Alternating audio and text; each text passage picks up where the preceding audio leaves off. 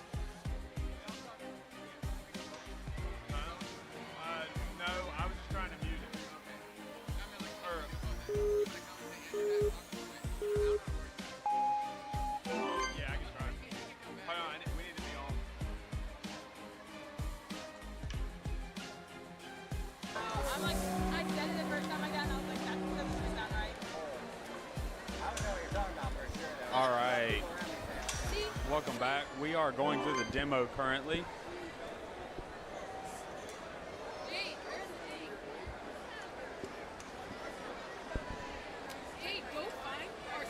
Welcome to the teen female, stage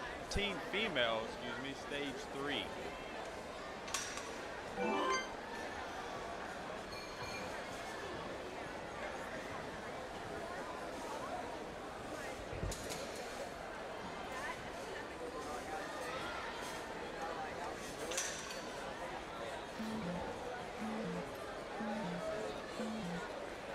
So we're going into toe hook here. Into bogeys.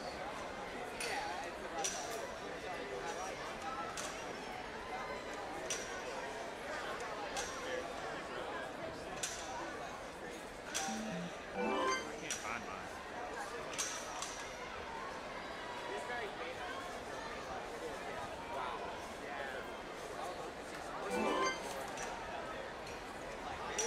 All right, so our obstacles in this course during the demo, I'm going to pop them up so you can see. We have hang climb, keystone, snapback, toe hook, bogeys, bogeys 2, floating monkey bars, rotating vertical limit, and Venus flytrap. Attention, Team Male Division Award Ceremony taking place in 15 to 20 minutes. Team Male Awards taking place in 15 to 20 minutes. So making your way back to the award ceremony. Thank you.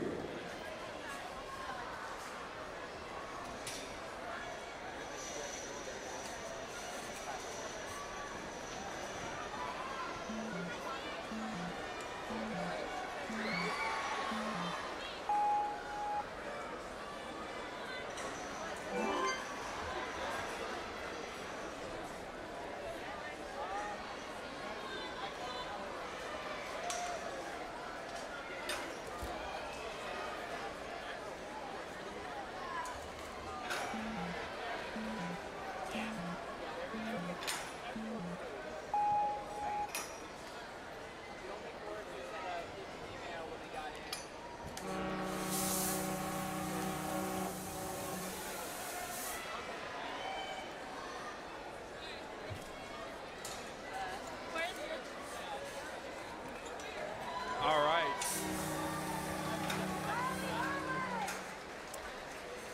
You just saw the demo of stage 3 for the teen male with the help of our rigging team. We saw the demo right there for Venus flytrap.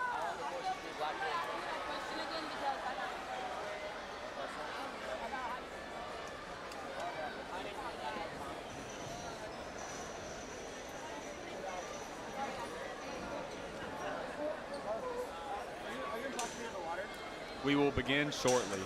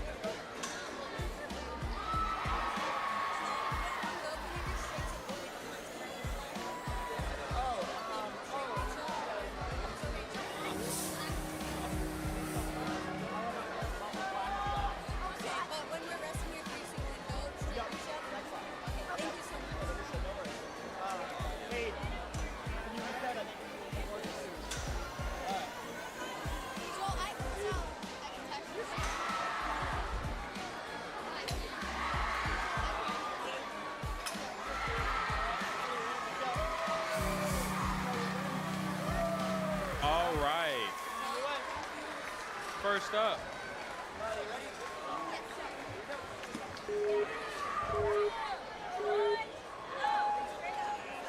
All right, first up we have Riley Irwin. Riley Irwin is coming in from the southeast region of St. Peter Beach, Florida. St. Pete Beach. She is 13 years old this season. She has 6 Tier 1 competitions this season. Her most challenging obstacle type is moving with obstacles, and her favorite obstacle type is canvassing movement. She's going to move to that rope pretty swiftly there. She started Ninja in 2021. She says this season was very different from previous years. Our house flooded with the Hurricane Helene in September. She makes that snapback look easy. Big jumps here on the snapback. So their house flooded and they lost material possessions, but through it we learned so much of God's love and mercy. We received so much love and support from our church, Ninja, and school community. People we didn't even know showed up to our house to help clean out 4 different families. Help clean, and 4 different families let us stay in their house while we were displaced. Riley is on to the tow hook here. She said we learned and grew so much personally through that challenge. Now, not only that challenge, she's experiencing some challenges here, and I know that Hurricane Helene was a good representation of how no challenge is too big for Riley and the Irwin family. As they talk about God's love and mercy and the support of so many of their people around them. She's going to make that big jump into bogeys. She's excited for this year's World Championship. She has a greater perspective. Succeed, lead, or fail. I'm excited to show all the hard work I've put in and support all my teammates and family. Going into bogeys, she's going to make that swiftly into bogeys. Now, bogeys is a 1 section, but then we have bogeys 2. Bogeys 2 is going to be represented by that big jump here at the end, as we can see right here. Bogeys going into bogeys 2, 1 big swing, big jump, and she lands it. She lands on that platform. We have the floating monkey bars.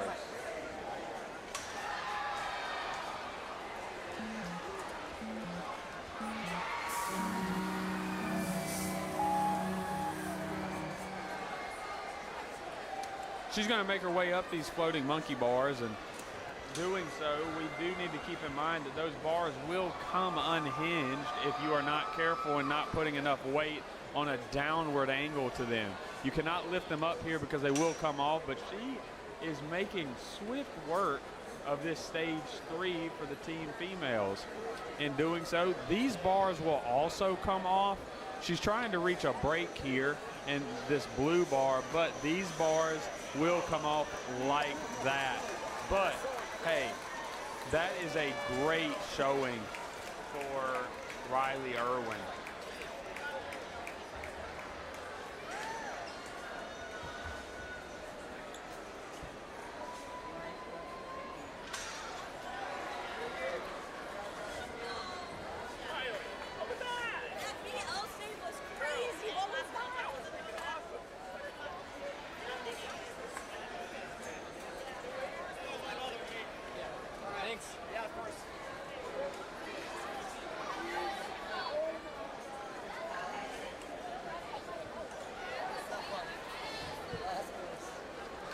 All right, next we have Lyla Bole.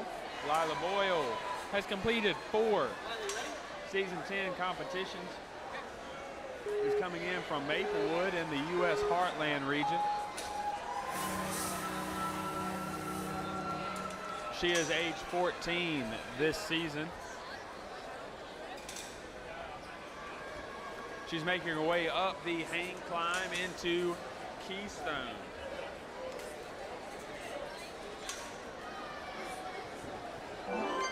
She looks focused and composed going into Keystone. Now, Keystone is not an obstacle to take lightly. It takes a lot of composure, and even though you are fatigued and even though you've been competing for 2 or 3 days, you still need to keep those movements still in order to match that shape. All right, she has high vertical here into switchback. Sorry, not switchback, snapback. Moving into that second jump, and she dismounts. She makes her way into toe hook in 1 minute and 10 seconds.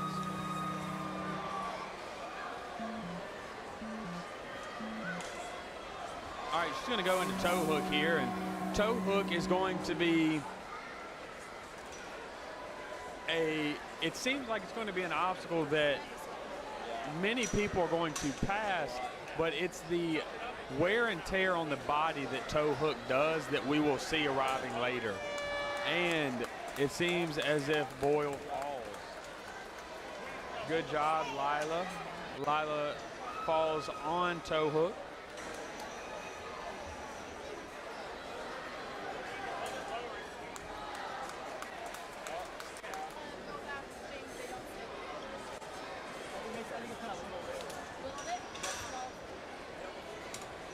All right, up next we have Maya Krahn.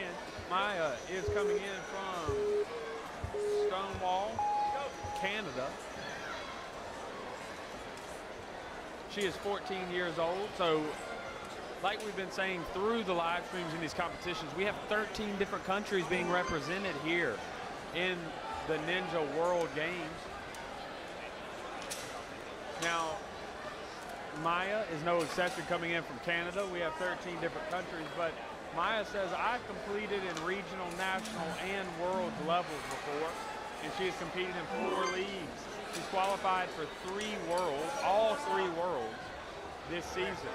She's the only athlete from Canada competing at the World Ninja League from Manitoba, Canada, should I say, because we have many athletes from Canada. She also is a coach, and her home gym being Winnipeg. Shout out to all the amazing athletes at SMC who I love training with. And she names them by name, Coach Julian as well, who is here coaching. Also, she loves baking in her free time as well as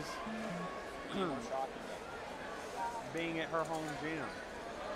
Another random thing is that she loves getting ice cream after competitions and training. I think we can all relate to that to a certain extent, Maya. All right, so Maya started training Ninja in 2021. You see here she's on toe hook. She's going to keep those feet locked in there. That way that jerk downwards will not get her. Now going into toe hook 2. She's going to be stabilizing those hands, and then the feet are going to come up, and she's going to make her way up. Now, most athletes are choosing, and it does not look like Maya is going to do the one big jump. She is going to climb up toe hook like it was intended. She tries to make the jump backwards and falls. Good job, Maya. Attention.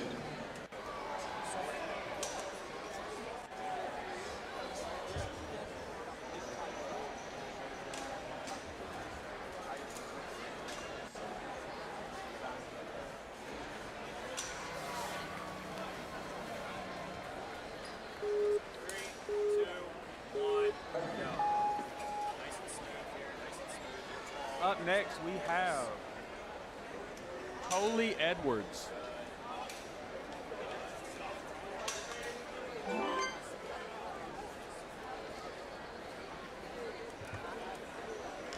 Coley Edwards is coming in from the Midwest region of Mars, Pennsylvania. She's going into Keystone, making easy work of that, into the rope. She loves the generating swing, but her most challenging obstacle is moving with obstacles. And she comes up just short of that snapback. Now, we might see athletes gradually get farther in the course, or we might see them gradually get shorter in the course. But one thing to say about this course is all of the obstacles, all 9 of them, are challenging. There's not one that you can say that's an easy pass. Okay, so you hear athletes talk about, well, that's an easy walkthrough. Well, there's not one on this course. Once you get to the end of this course in stage 3, your forearms are gonna be so pumped that you are not gonna know how you're gonna get through it. But let's see if any of these young ladies can get through there. All right, next we have Madeline Zenai. Maddie is a U.S. national champion in Taekwondo. She is a member of Team USA and will proudly represent the U.S. in the World Finals in Croatia this coming October. Traveling to the Croatia for our country in Taekwondo, she also runs cross country, does Spartan races and plays soccer. She's coming in from Mint Hill, North Carolina, hometown hero, you could say, here in Greensboro, North Carolina. Being in her home state of North Carolina, she is 14 years old and is competing in 14 competitions this season. She loves generating swings, and her most challenging obstacles are campusing movements. What we're going to see here on toe hook as she makes her way up. She started Ninja in 2020. But my question is, when did you start Taekwondo, Madeline? U.S. national team Taekwondo member Madeline Zenai makes her way up toe hook.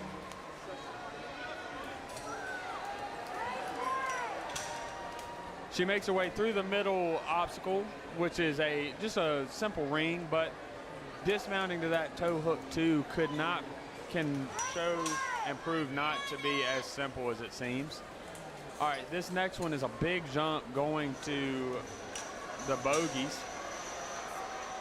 The bogies are going to be a challenging obstacle to challenge grip strength, and she comes up just short of that, but it does put her into second place so far.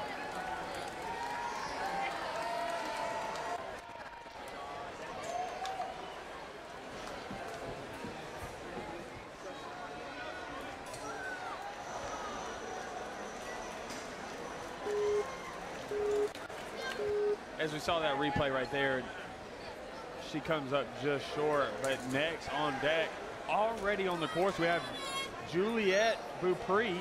Juliet is in Unionville, Connecticut, in the New England region. She is 13 years old and has completed 9 competitions this season. She is moving into Keystone very easily. She's going to make this rope dismount. Her favorite obstacles are generating swings. She stumbles a little bit, but grabs chalk and quickly gets to the snapback. Now, snapback is called snapback for that reason right there. It's going to snap back on her, try to make her fall if her grip is not tight enough, but it seems to be tight enough on snapback.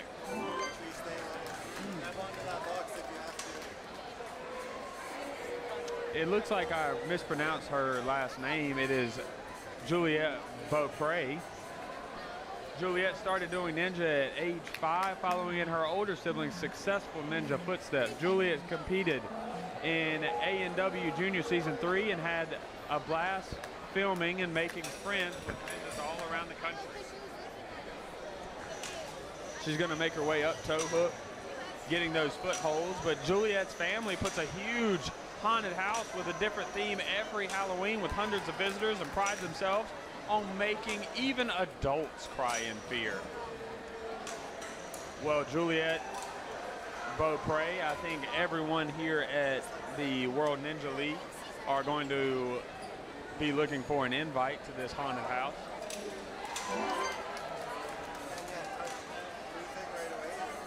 as if some of these ninja falls do not scare us enough.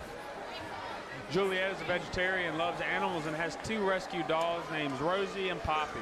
Let's see how Juliet makes her way through the bogeys. Looks like she wants to go for chalk, but is not going to reach down. She's going into bogeys. She does so successfully on the first one. That puts her into second place. We have her going through the third, but as if bogeys is not a beast enough, we have bogeys number 2. We have, or bogeys junior, so to say. Oh, and she falls right there on bogeys.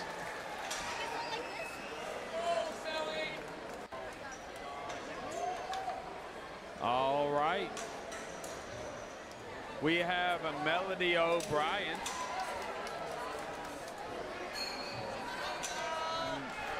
Melody O'Brien is one of our other competitors from Canada. She's coming in from Edmonton.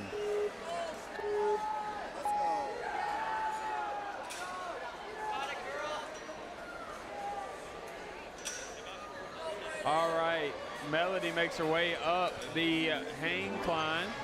She is 13 years old this season, making her way through. She has only competed in 1 competition in Tier 1, Season 10.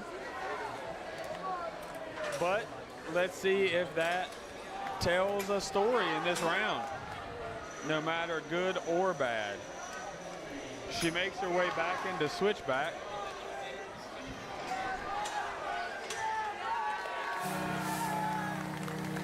Switchback does not get her, but she moves into the platform going into toe hook.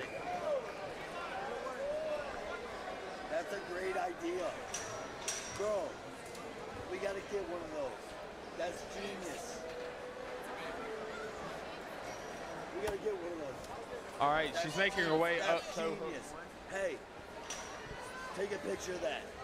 I'm ordering one on it.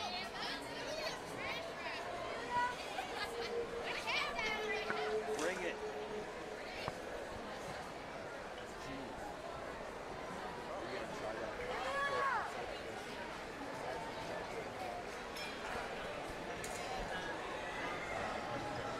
All right, she makes her way toe hook 2. Now trying to go to bogeys. Her grip looks like it's giving out a little bit. But Melody makes her way, shakes her hands off, gets chalk, and loads up for bogeys. I'm not sure. Oh, and she comes up just to the right side and just short of that jump onto bogeys.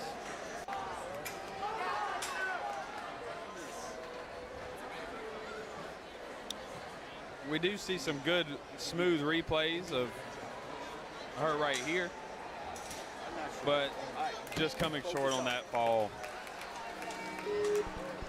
All right, up next we have Grace Lawrence. Grace is a 4-time Worlds competitor, 2024 World Stage 3 preteen competitor, and she is 2025 Midwest Regionals 3rd place in Dexterity Depot. That is her home gym. Now she's coming in from Kamloops, New York, in the Midwest region. Make her way on the switchback, and it does just that. It switches back on her, and she makes it through. She is 13 years old this season. Making her way onto the platform.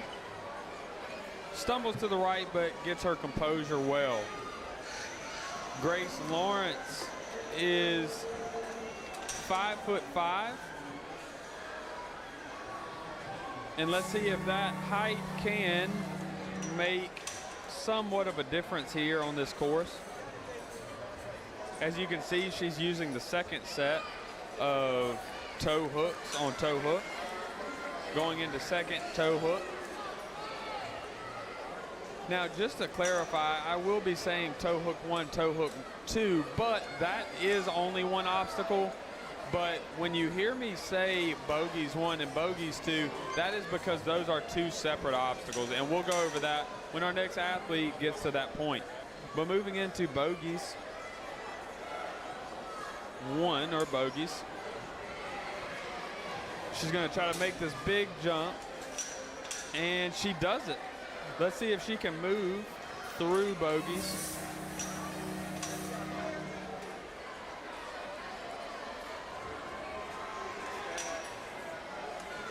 Gradually, she makes her way through those handholds on bogeys and moves into the bogeys 2 dismount.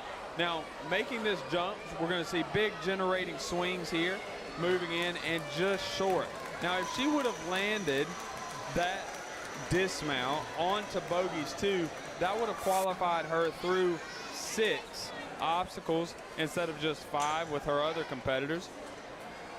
But falling short on bogeys 2 will cost her. Next, we have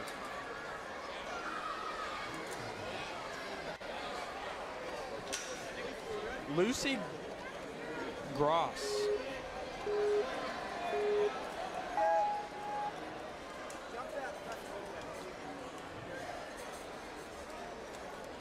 All right, we have Lucy coming in from Lewisburg, Pennsylvania, coming in from the Northeast region. She is 13 years old, and she is competing in her 9th competition. This should be her 10th competition. 9 this season. She calculates her movements through Keystone, making precise placements into those triangles. We're going to move into switchback. Snapback, sorry. Switchback is one of our other obstacles in the other stages. But moving into snapback, we have Lucy making this dismount. She does so just like that. And she wants a chalk refresher. Now, we've had 3 competitors so far get to stage 5, none to stage 6.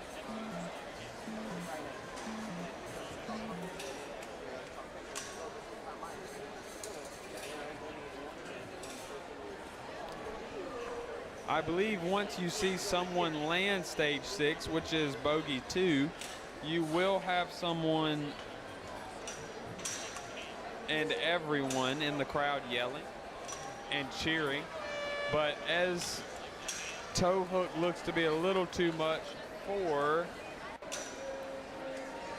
this competitor.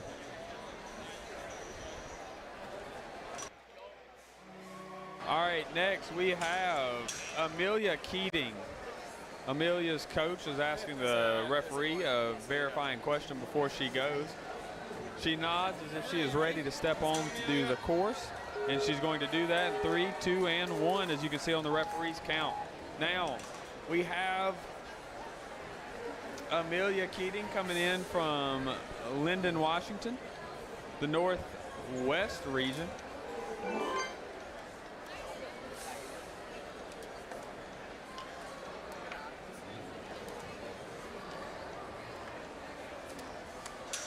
Making her way through Keystone. She has 3 competitions this season in season 10.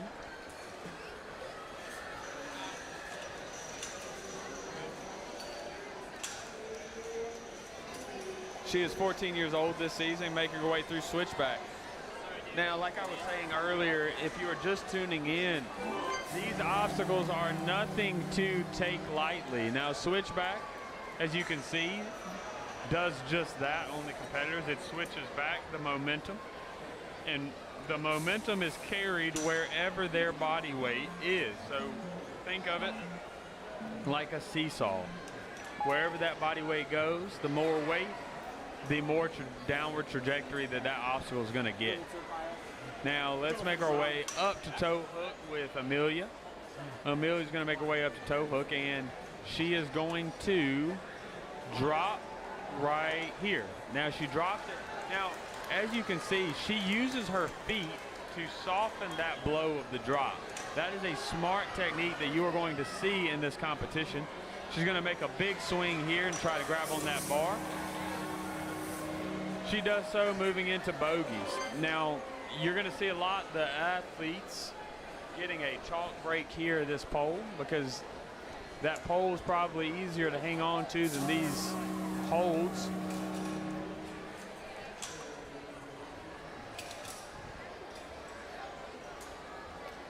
Now, I will say, in this competition, the camera work that you are seeing is amazing. It is helping you feel like that Amelia is in your living room doing these movements.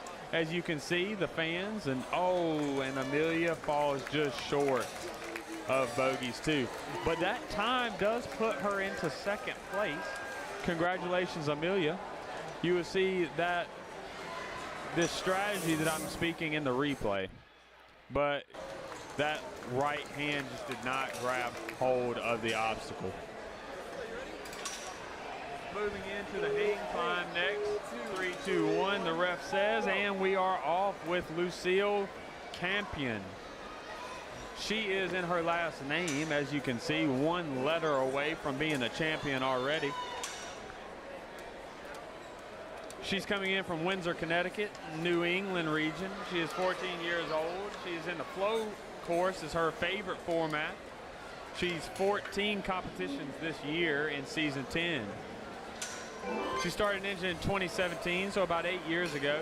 And she is looking like an 8-year veteran here on stage 3. Moving into switchback, you're going to see that switch, and she holds on. Lucille has some big swings here. So that shows there is a lot of energy and a lot of core strength in those swings. As we are looking here, from my perspective, I can see the stage 2 small, the kids division, and there is no doubt that those female kids division members are looking on to Lucille as a person to look up to. And as we are doing right now, we are literally looking up to Lucille onto toe hook. Now moving on to toe hook, we have bogeys if she can get past toe hook. Looks like she's going to try to make this big swing instead of scaling toe hook, and she does just that, moving into bogeys. Here's another, she looks like she's a little uneasy. Her grip might be giving out, but we'll see on this first jump.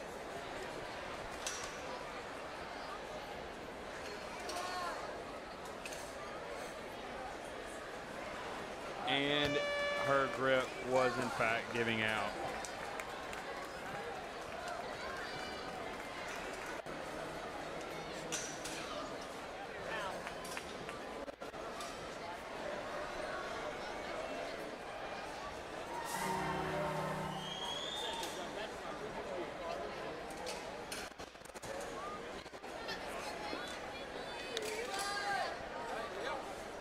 Next up, we have Kinley Jenkins. Kinley is 24 season 10 competitions. She is in the Midwest region of Syracuse, New York. New York, New York.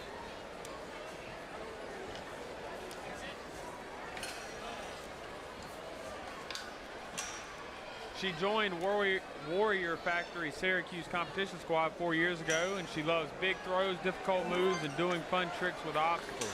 Now, if you love difficult moves, Kinley Jenkins, you are going to get one right there on the corner called Bogeys and Bogeys 2. She makes that big swing on to toe hook. Now, her favorite obstacles are moving with obstacles. She got her coach's certification this year, and she is an adult. She did an adult NSC this year and came in 9th place overall at Gravity Forge. She has 3 younger siblings, and 2 of them are also ninjas. I have been an Irish dancer since I was 5, says Kinley. Her school sports include cross-country, basketball, track, and lacrosse. So Kinley is all over the place here, just like she is all over this course. Now, Kinley said she loves difficult movements. Now, we will see one of those right here in bogeys. Grabs that chalk bag. Her coach is there to assist her in that. Kinley started Ninja just 5 years ago in 2020. And she's been going ever since. She makes the first dismount onto the second bogeys, and now this is where we find the transition into bogeys 2.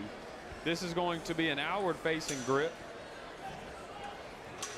and she does not land that transition into bogeys 2. We're going to watch some really cool dismounts and replays from Kinley here. Going into switchback, that dismount going to the switchback, and then to toe hook. She had a really big stretch right there, and that jump going into bogeys. That bogeys transition into the dismount of bogeys 2 proved to be effective. Kinley is now walking back to the starting line. Her head's up proud. She is smiling, giving high fives. Congratulations, Kinley, on that run. Next, we have Hannah Amaro. Hannah is 14 years old from Elkhorn, Nebraska, coming in from the North Central region.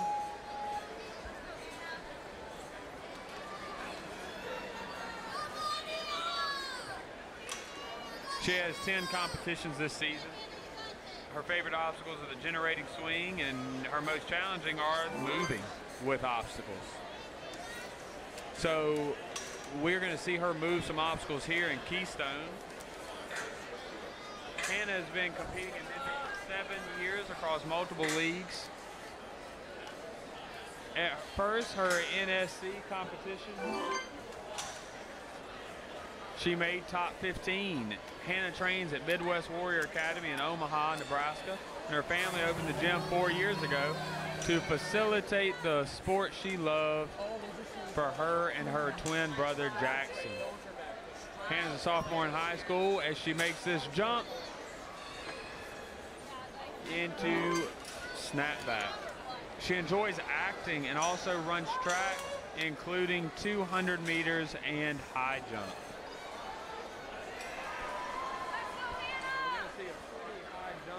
Here going into from the transition and toe hook into bogeys.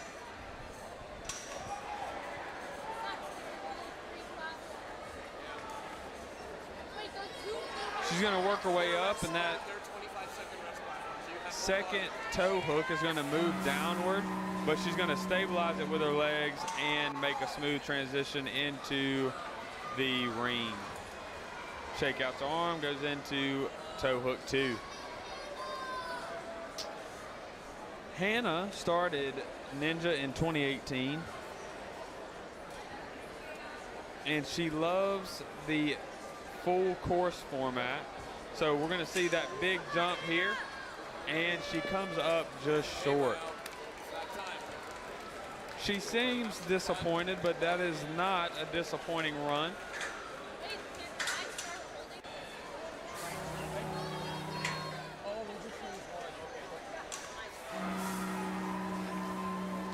Our next athlete is Melanie Depape.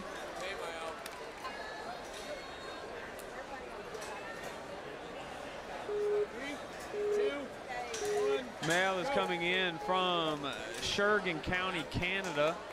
She is 14 years old and has competed one competition so far this season. Mel started Ninja at the age of 8, took home 4th place at Worlds in UNNA in 2022. She trains out of Edmonton, Canada at 4-Set Ninja. She loves being a junior coach at Fit Set and working with little kids. Now, like I said earlier, the little kids are just one section over. Being able to watch Mel, she makes that dismount and going into toe hook. Now, like I said, we have a lot of very good representations of what a ninja athlete can be here, and Mael is no exception. She's going to be moving into toe hook. Her favorite obstacles are foot dexterity. Now, we're not going to see a lot of footwork here unless you count the footwork that's going on right now on toe hook. Our most challenging obstacle are canvassing movements.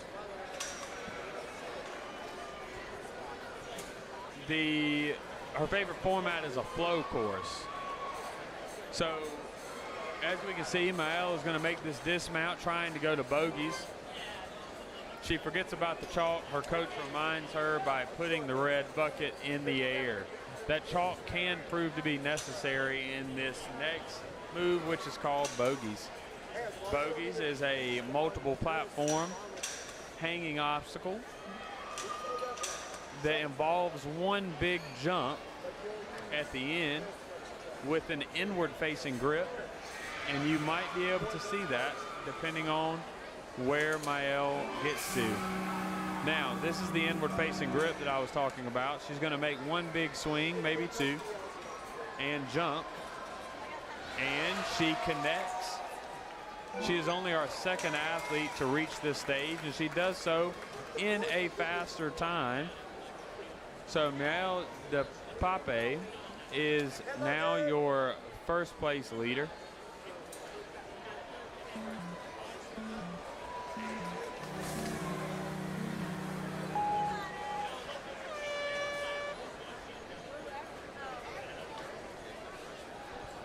All right, Amel, let's see.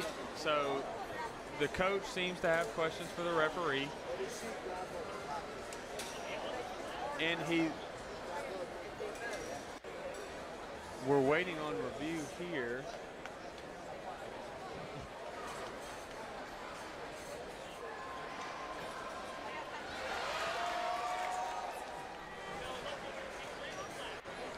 As you watch these replays,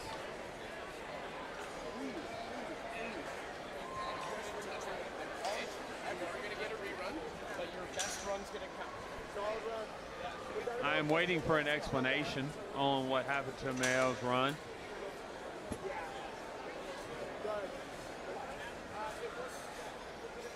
It sounds as if there could be a rerun involved.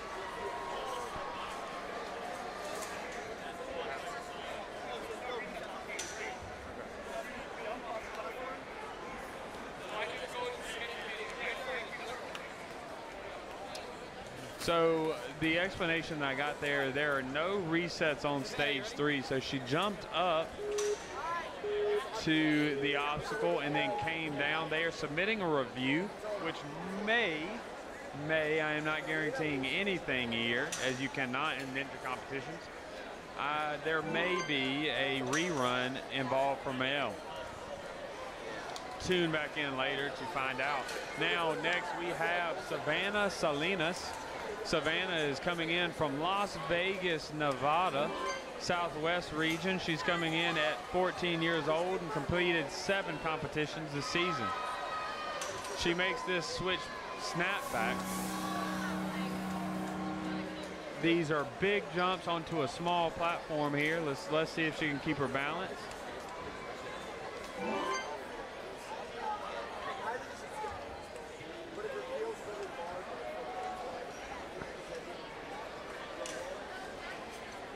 She's shaking off her hands. She goes into toe hook. Now, I've seen this a lot this weekend as competitors look at toe hook as if it looks back at them in a negative way. Athletes are looking at toe hook and they're trying to size it up and figure out what exactly the best move is for that. And usually it's that leg, both those legs staying up to keep that force from going downward. So next we go into toe hook, second platform. Holding on to that bar is Savannah Salinas. Savannah is hanging, getting chalk. The referee watches on closely and moving into bogeys. Now,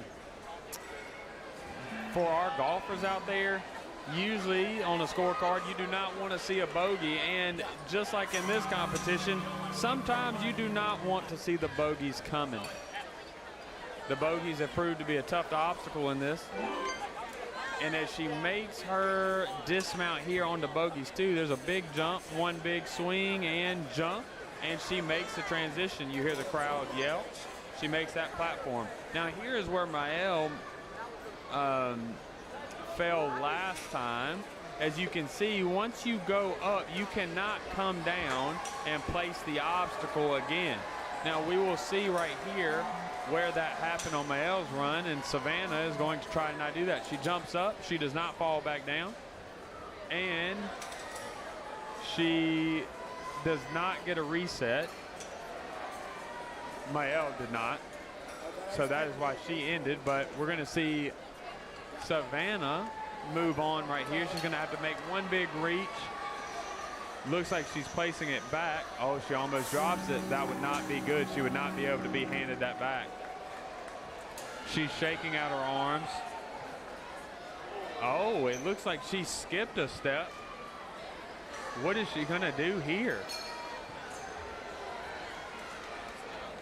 She's hanging on, seems like, for her competition, hanging in the balance here.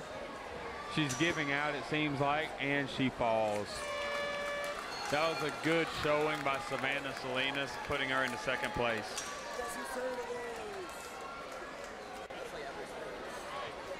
As we look in these replays here, thanks to our replay team, we see these toe hook moves going into the bogeys, and then this dismount here. All right, next we got Coach Anthony leading his athlete, Sophie Starr.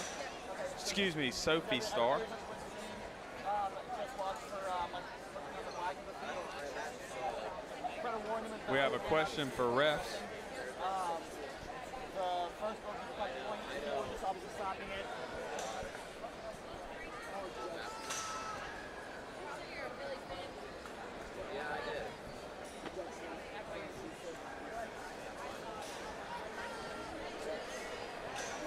It looks like we have a ruling question here.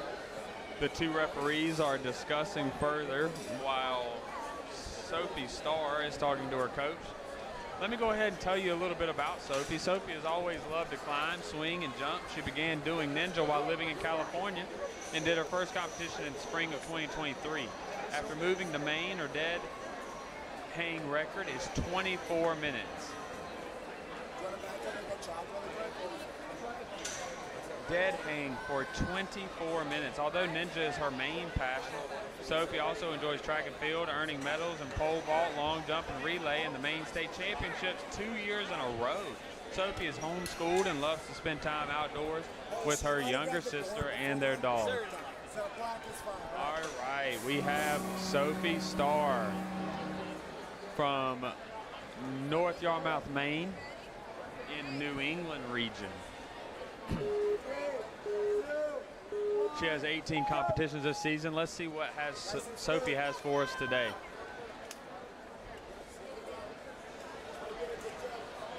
Her coach is in her ear, telling her about the keystones. Now, keystones, the way I like to describe it, is think of the kids' toy that many kids have, where you put the shapes in the wooden block. Well, that wooden block and that wooden block kids toy is the one suspending you above being eliminated.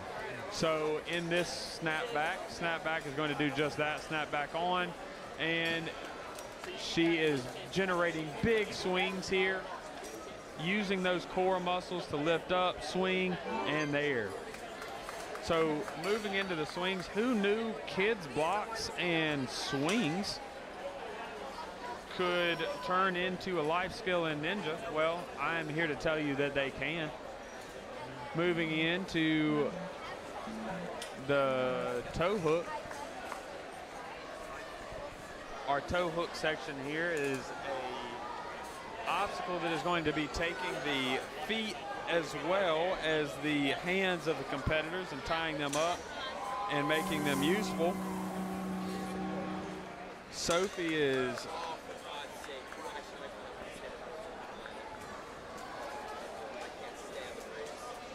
Sophie is making her way into the second toe hook, and she does so. She's going to make this big jump to that bar going into the bogeys. Now let's see how Sophie fares on the bogeys.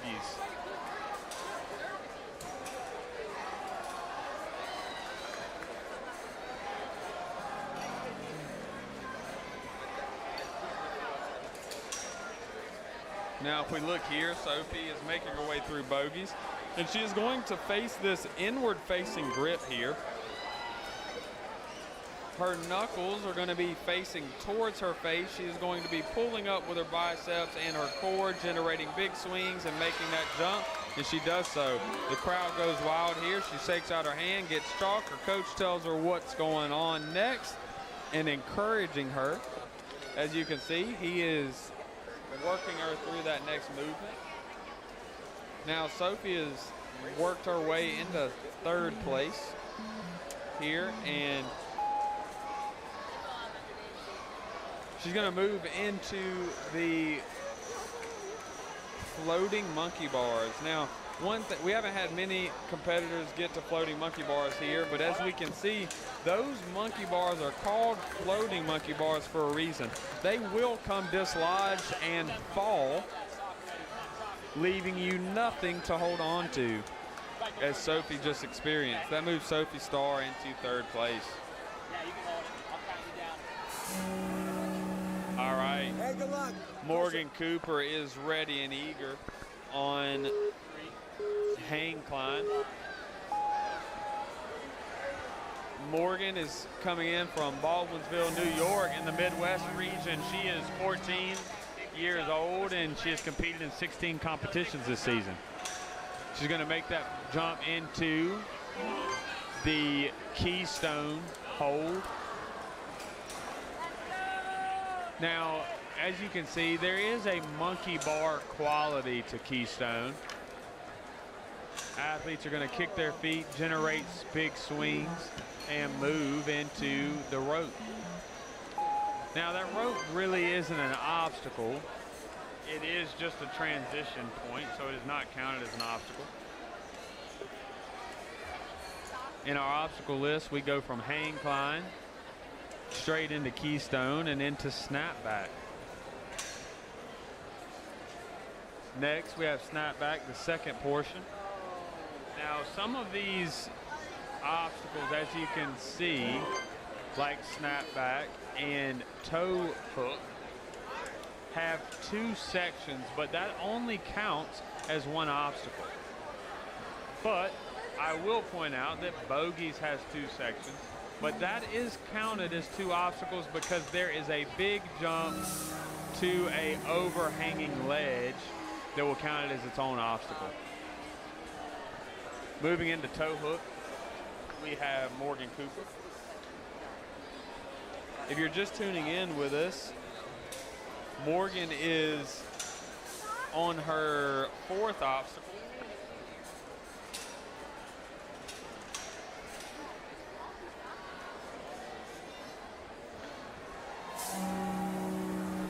Morgan's generating swings into toe hook 2. Now I will call it toe hook 2, but it only counts as one obstacle, like I said earlier.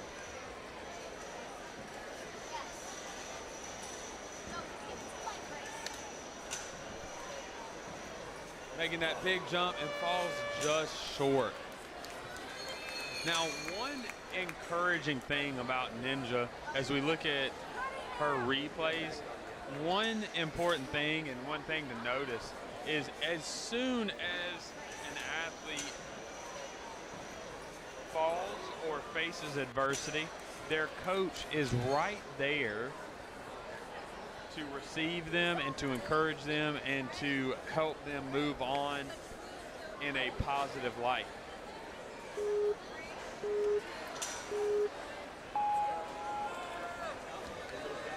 All right, next we are moving on to Lily Wazik. Wissig, sorry, coming in from the northeast region of Eldersburg, Maryland. She struggles, or her most challenging, let's not say struggle, her most challenging obstacle is moving with obstacles, and her favorite obstacle is generating swing. Now we're going to see her generating some swings here into Keystone.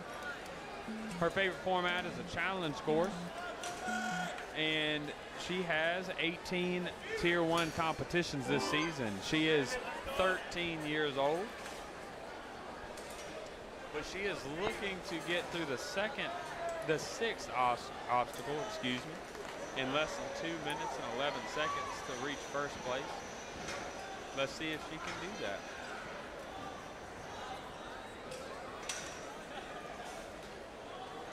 I hope you viewers at home, if you are not able to be live, I hope you're tuning in to the live stream. Our live stream team does an amazing job as we are capturing all the live stream angles through the cameras and through the switching, just so you can feel like you are in the room with us today. I assure you that being in the room, as I am right now, has been amazing so far.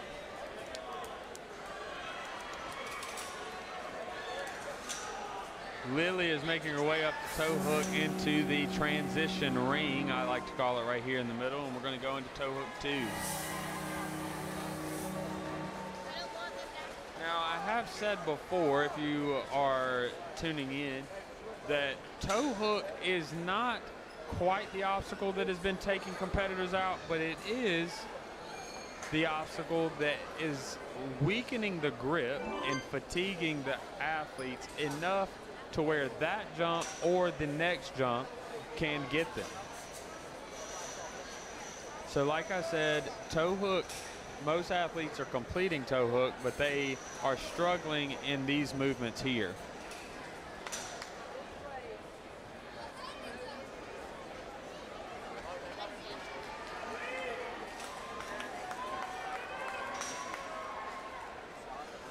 Lily is looking strong and composed. I always love when the athletes are so focused on their hands that there could be 0 people around her, and she comes up just short.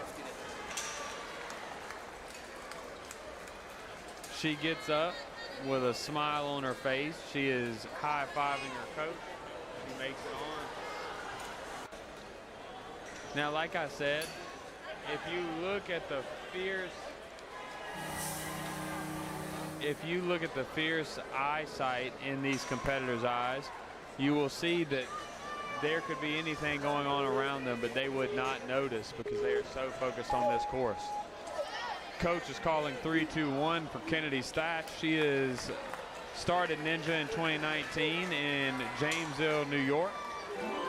This is her 5th year training Ninja and her 4th trip to Worlds in Greensboro.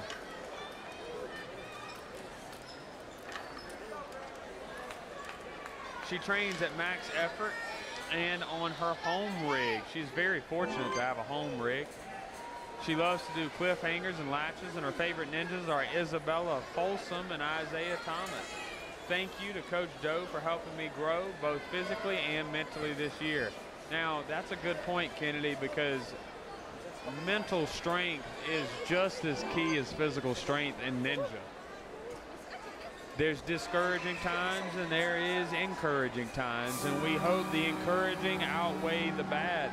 But when they don't, you need to be mentally strong and hold strong through these obstacles.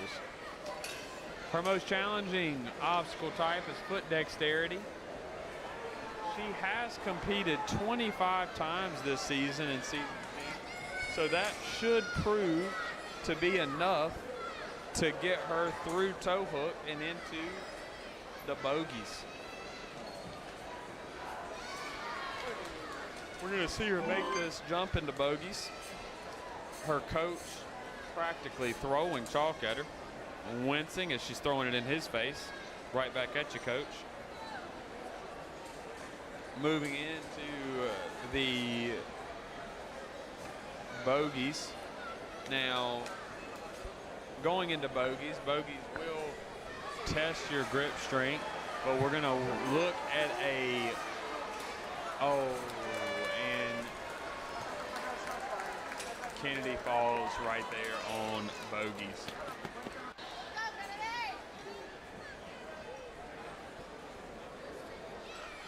Kennedy looks to be getting out of here so she can watch someone else compete. Good job, Kennedy. All right, next we have Elizabeth Cunningham. Elizabeth and her 2 brothers and sister discovered Ninja Warrior during the pandemic by watching the TV show. They all started to train at a local gym soon after. The minute she started, it was clear to her that she wanted to compete. Since that time, she is now in high school in a sport program in Ninja Warrior. She trains 3 to 4 days a week. She went to the UNAA championship in 2023 and 2024. Australia for 6 months. The kids were able to meet new athletes and compete over there. Some of these friends are competing this weekend.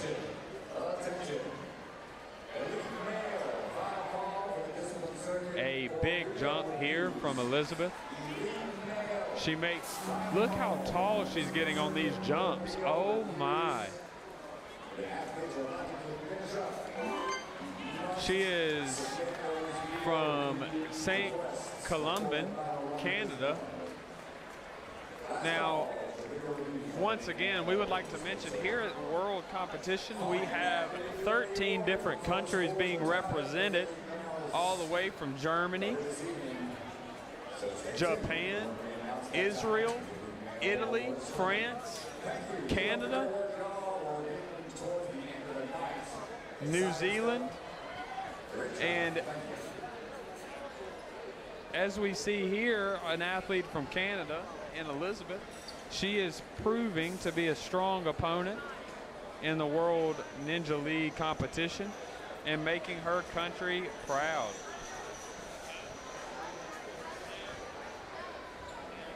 All right.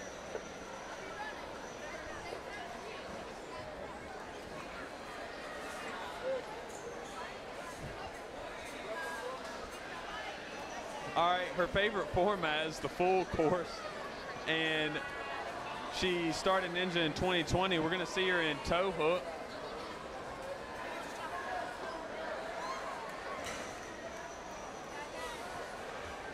All right, she's getting chalk here. Elizabeth is making her way into the bogeys. She makes that transition into bogey.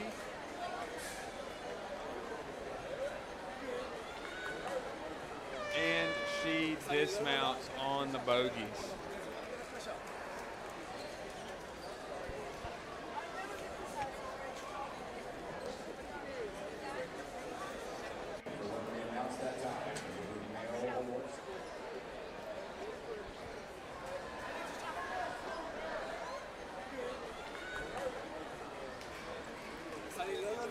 Looks like we're grabbing chalk for our next competitor, which is one of our athletes from Israel.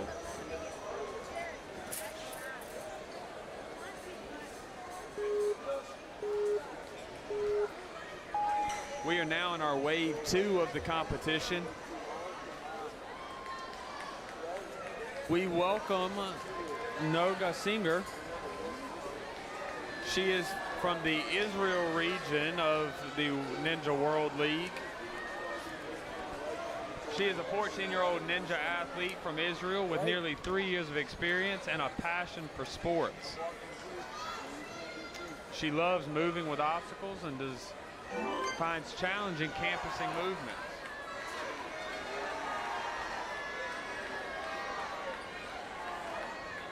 Her hometown is Givat Eda, Givatada, Israel, as you can see on the screen. Now she's going to make that dismount from snapback, into toe hook. Now toe hook as I've been telling many people over the live stream, all of you viewing, and if you have just tuned in, toe hook is going to test the athlete's endurance, but you're not going to see the effects here on toe hook. You will see it when they get to bogeys, because if you look at our obstacle list, if you look, they have a break right before toe hook, but they have to go through toe hook and into bogey and bogey 2. So that is 3 different obstacles before they get another break. Now she's going to try to make this jump into bogeys and see how she fares on that big grip. She grabs chalk. Now that is a chalk station. Oh, and she comes up just short.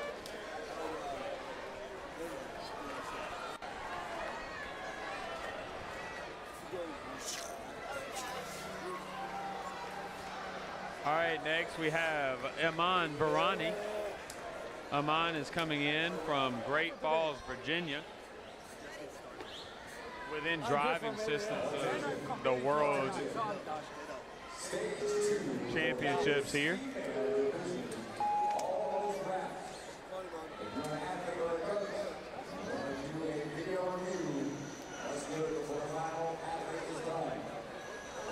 Imaan Virani is in the Northeast region in Virginia. She is, it looks to be, according to her name on social media, the Bollywood Ninja. Her most challenging obstacle is foot dexterity, and Imaan, the Bollywood Ninja, is 13 years old and has been doing ninja for 7 years. Her ninja name is an ode to her cultural background and an opportunity to inspire the other minority Asian female athletes to break the barrier and chase their dreams. That's an amazing message, Imaan. Now, other than ninja, she plays flag football as a quarterback. She's got an arm on her.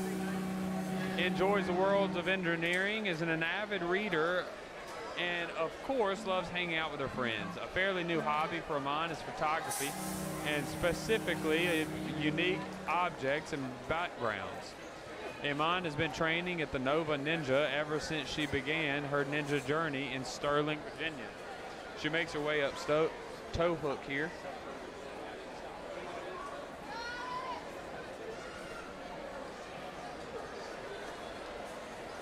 She's looking backwards at that ring hook, moving into toe hook 2. She has 20 Tier 1 competitions this season and is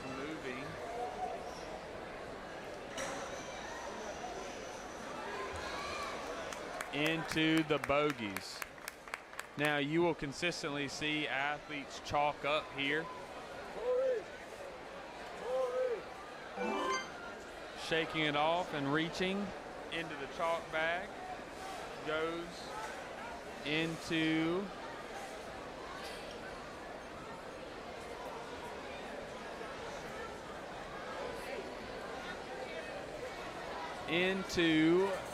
the bogeys. Now bogeys, we're going to see. Let's see if she can get through bogeys 1 before she gets to bogeys 2. Now bogeys 2 is that top right corner. Oh, and we do not see it. She drops just before.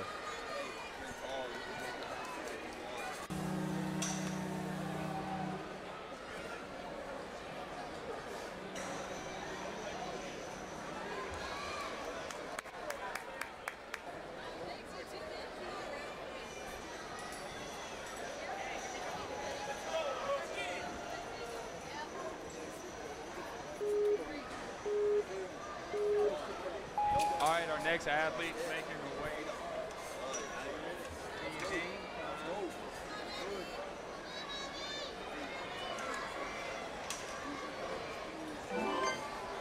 make her way into Keystone.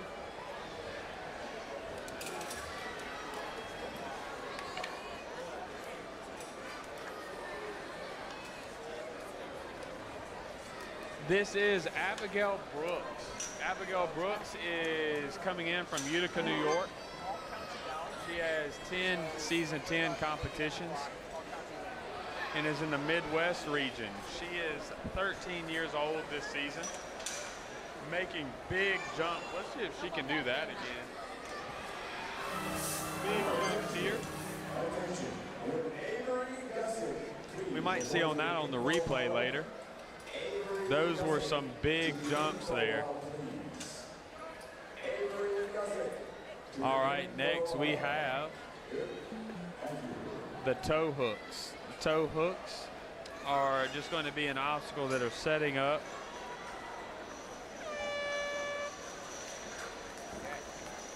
And she falls on the toe hooks. The toe hook, there's those big jumps. Toe hooks, she just falls as that toe hook shifted downward, and that is something to watch out for, is the toe hook will shift down on you. Next we have Claire Stewart.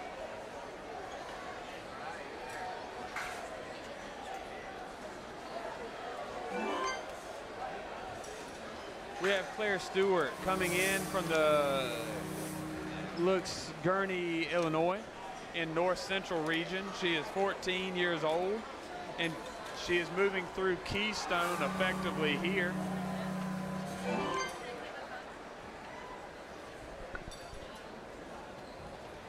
When she first stepped foot in a Ninja gym, she immediately fell in love with the sport. Ultimate Ninja's Libertyville has become my second home, and she plays there and has done so for much more than the past 7 years. Outside of Ninja, she enjoys running cross country and track, writing, and reading, and she can't wait to see what the rest of the season will bring. So if we look here, into toe hook, we see Claire Stewart making her way up toe hook, making those footholds. Now Claire has all 4 points of contact on the toe hook, and that downward shift did not break her there. The generating swing is a favorite obstacle, and in 2019 she started Ninja and has been going strong ever since. She's going to make a big jump here, energy generating swing, and reaches upward and does so successfully. Next we have the bogies. Now, like I stated before, the bogies are not always the thing you want to see in Ninja and in golf. And what's worse than a bogey is a double bogey. Oh, and Claire falls there. Now, my reference earlier to a double bogey is that we do have bogeys on the Ninja course, but we also have bogey number 2, which I'm calling double bogey. Double bogey involves a huge jump from one bogey to the next. And that is what we are working from there. Now, next we have Kaylee Hepburn. Kaylee Hepburn is 14 years old, coming in from Liverpool, New York, in the Midwest region of the World Ninja League.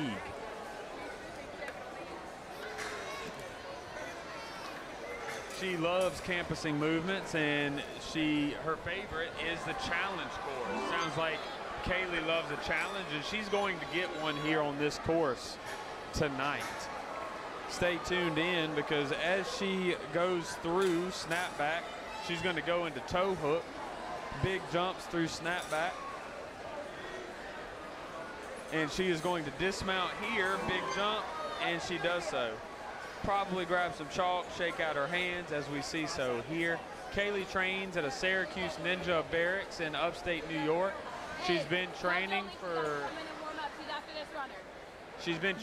for 5 years, and this is her fifth time, at Worlds.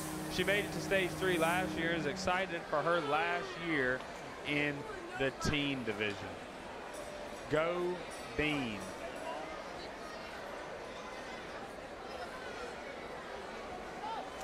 All right, so we're gonna see her moving into toe hook here. She's into toe hook 2 already. She's gonna make that final jump, try to make her way through bogey. And she does so. She's gonna dismount onto bogey, where she will find the other levels of bogey. Now, as you can see, bogey goes a down shift, and then she goes into this inward facing grip into bogey 2. Now, this is what I call double bogey. If she makes this bump, she makes the jump to double bogey, and she makes the platform. She is one of, I think, 4 competitors that have done so already, and seems to be doing well in time at just over 2 minutes and 15 seconds. Now, she is going to enter the floating monkey bars. Now, a note, oh no, she drops a floating monkey bar. Something to note here is those monkey bars will come off as they do there. She makes up for it, and she makes the movement. Let's see if she can dismount onto this rest plate. She will get a break if she moves these monkey bars into that blue dismount. As you can see, the blue, oh, she pulls it off and just falls.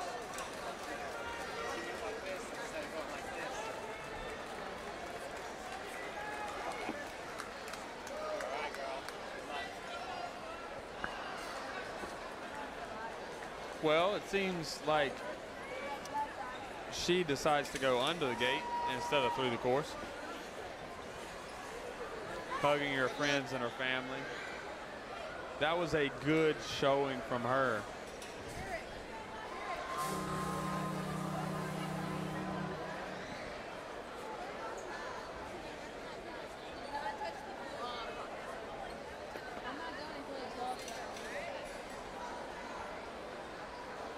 All right, we have Jolyn Robinson. Oh, sorry. Savannah Robinson. Savannah is making her way from Huntsville, Alabama in the Southeast region. She's 13 years old, and she trains in Huntsville at a gym her parents built in the back warehouse of their business. She will be starting her freshman year in the fall and loves reading, math, and writing. Let's see how Savannah makes her way through this course. Her favorite format is the flow course. She began Ninja in 2018. Building a Ninja course in your warehouse takes a lot of effort. Oh, and the key hooks just get her.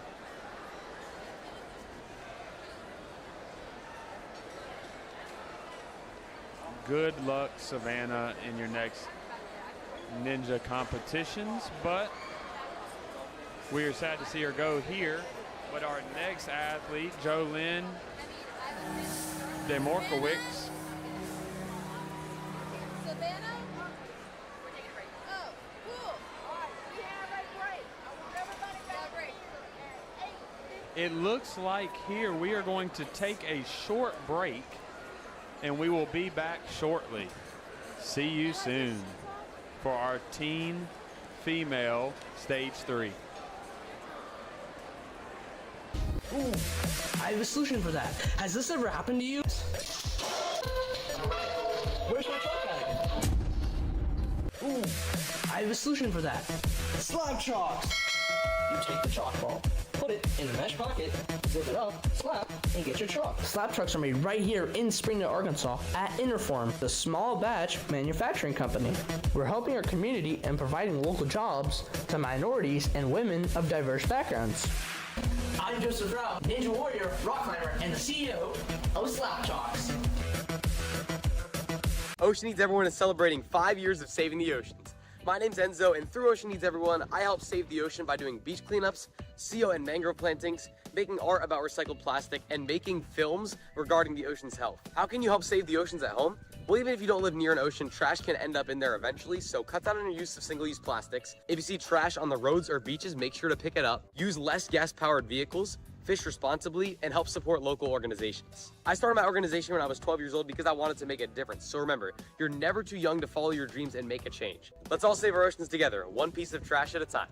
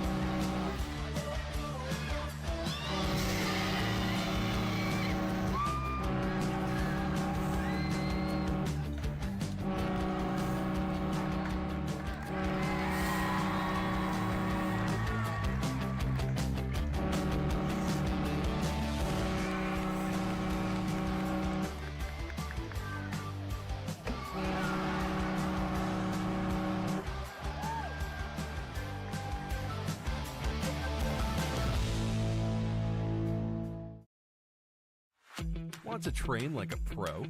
DGS Ninja has you covered with obstacles designed by top athletes.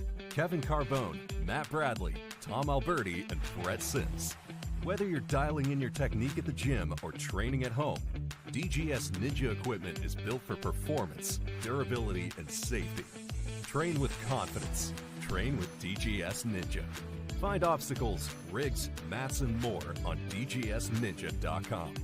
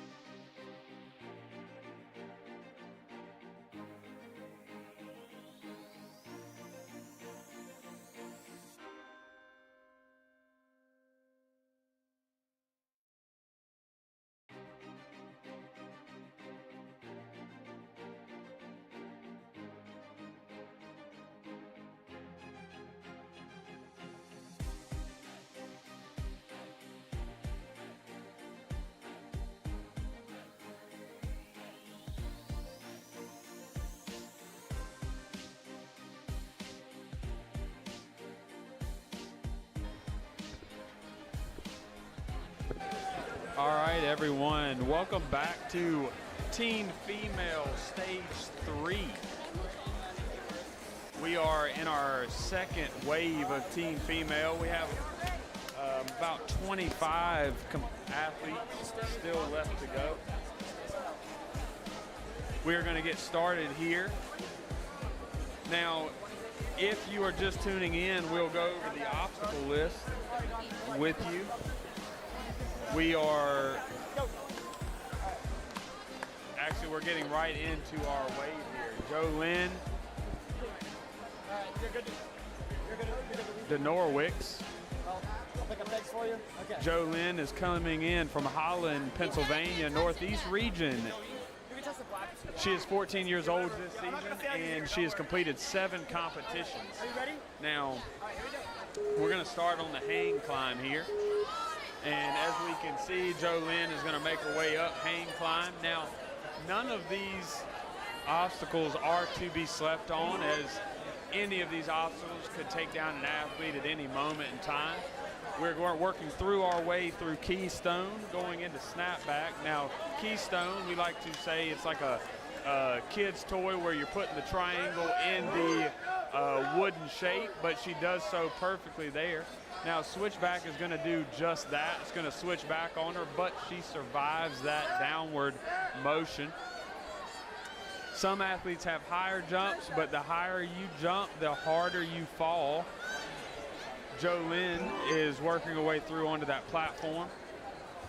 Next, we have the toe hook. Now, the way I've described toe hook to everyone else during this stage, toe hook is not an obstacle that is going to take you down most of the time, but it is going to wear you out enough to where the next obstacle might get you.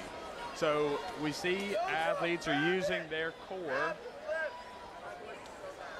We are seeing Jolyn use her feet around that, and she's going to ease it down so the jolt doesn't get her, and then she's going to move into that ring in the middle going into the second toe hook. Now, often I'll say toe hook 1 and toe hook 2, but that is only one obstacle. Moving into the big jump here, going into that pole in the middle, she is going to make it. Now, here we go is the obstacle that I said will take you down if you are not careful, is the bogies. Now, we do have bogey 1 and bogey 2. They are 2 separate obstacles.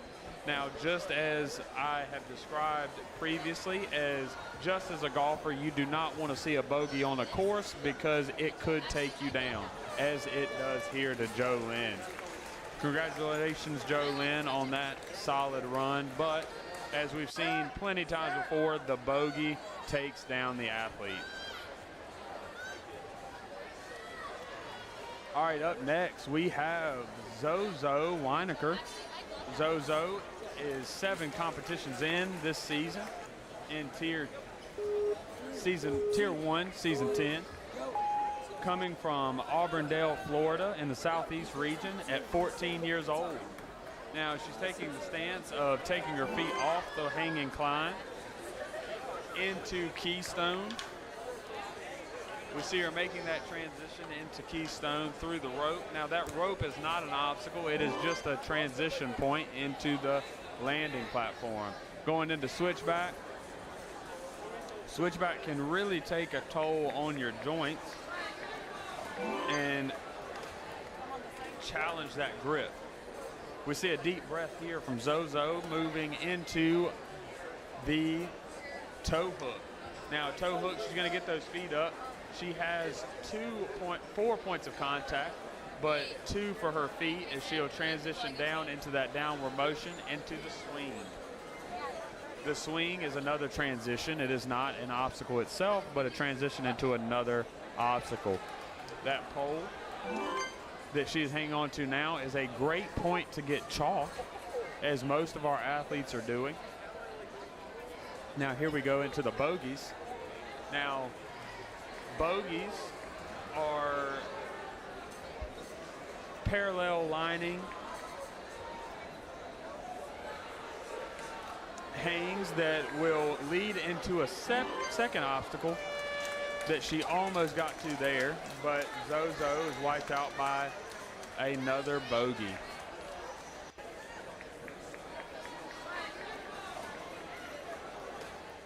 As we see, there was some great moments from Zozo on this course, but bogey takes her down. Next, we have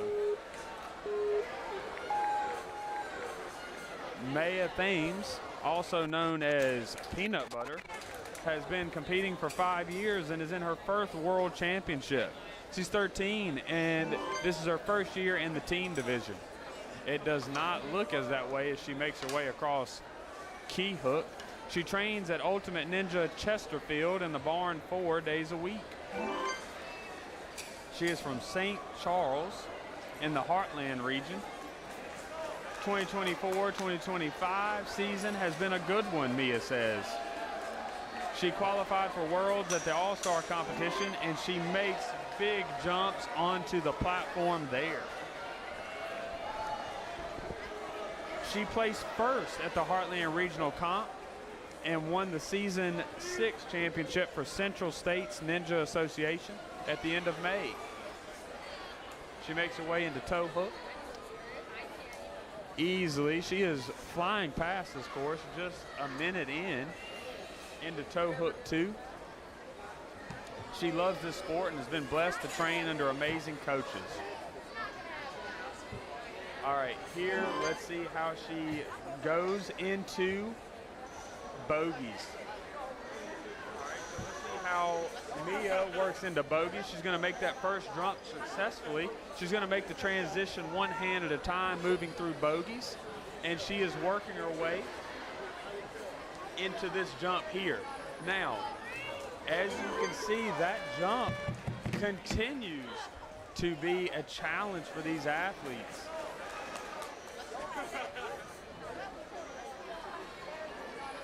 As we see in that replay, she comes just short of making that transition. Next, we have Victoria Mitchell.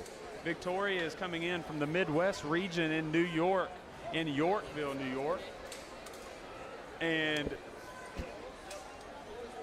her bio says other sports other than ninja are softball, volleyball, cross country, and she's been to World Ninja League Worlds 4 times and the FINA Worlds and UNAA Worlds. So she is competing against competitors all over the world. Sorry for the delay. We're waiting on Victoria, but we seem to be making a rules decision. The referee is in discussion.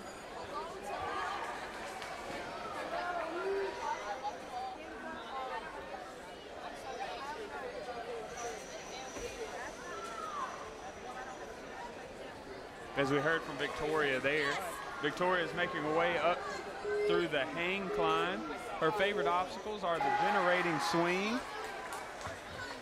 but her most challenging are climbing. So moving all 4 limbs, now Victoria is going to be challenged. She already has been in that hanging climb, moving all 4 limbs, and she's moving into the keystone here. Now she's placing those keystones. It takes a lot of attention to put those in their place. As she does so like that, she moves into the snapback. Now this first jump, she lands it successfully, moving into that second snapback. Victoria is, like I said, from New York, and she's had a lot of success in the ninja competitions that she's competed in already. But let's see if she can get through toe hook and give bogey a shot. Now let's see this core strength move her. Is she going to use her feet? And she does. She uses that core strength to move her feet up. She's going to climb up toe hook, and it's going to take her down a little bit, but she hangs on, moving into that ring transition. That is not an obstacle, but it is part of toe hook. Now here we go to that transition into the bogey. So this is going to be a chalk point As you can see, she started going, but her coach handed her chalk, slapping her hands, trying to lock in her grip.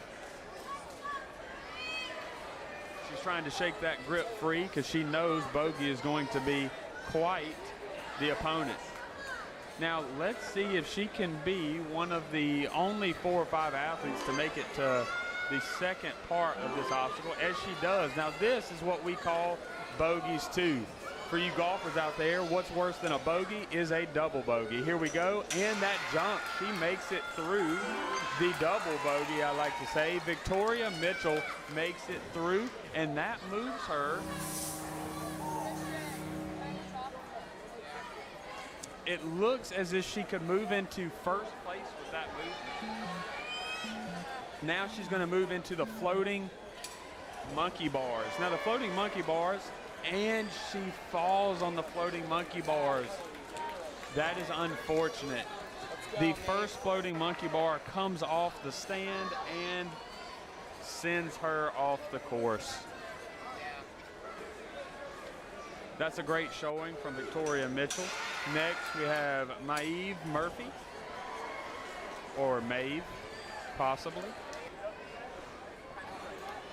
Mave is 15. She says, I love the ninja community so much. Other than sports, I enjoy the fun, tennis and volleyball. My favorite artists are Gracie Abrams and Noah Kahn. Me too, Mave, me too. I also love science and spending time outside. I train at the Grit Ninja Pleasantville and Stanford Ninja Academy. She's competed in 30 competitions this year. That is a lot. She is more than well equipped to get through this course. She loves moving with obstacles, and her most challenging obstacles are climbing and moving on all 4 limbs. So we're going to see that here in toe hook and see how she fares. Now, that moving on all 4 limbs is going to play a role into toe hook, as you could possibly see it on her face here. She looked as if she looked confused at toe hook, but something tells me she is going to tackle it as best she can, and she does not. As I read earlier, moving on all 4 limbs is challenging for her, and it showed in that knocking her off the course. So we still have Kaylee Hepburn, it seems, is in first place.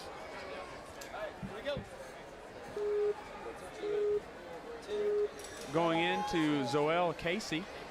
Zoelle Casey is coming in from the southeast region of Orlando, Florida. She is 13 years old and has 9 Tier 1 competitions in season 10. Moving with obstacles are her favorite, and campusing movements are her most challenging obstacles. She's going to move on through Keystone, really swiftly there, moving into the snapback. Snapback's not going to take her down. Zoelle lives in Orlando, Florida, and trains at Obstacle Ninja Academy with her coach, Luke Dillon. Her dad, 2 brothers, and younger sister all do ninja, and they love traveling and competing together. She plays competitive soccer with the Orlando Pride and enjoys boating, being at the beach, and hanging out with friends.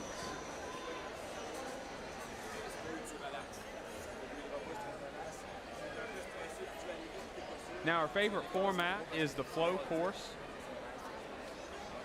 She started ninja in 2019, but she falls there, and it puts her in 23rd position through 3 obstacles. All right, next.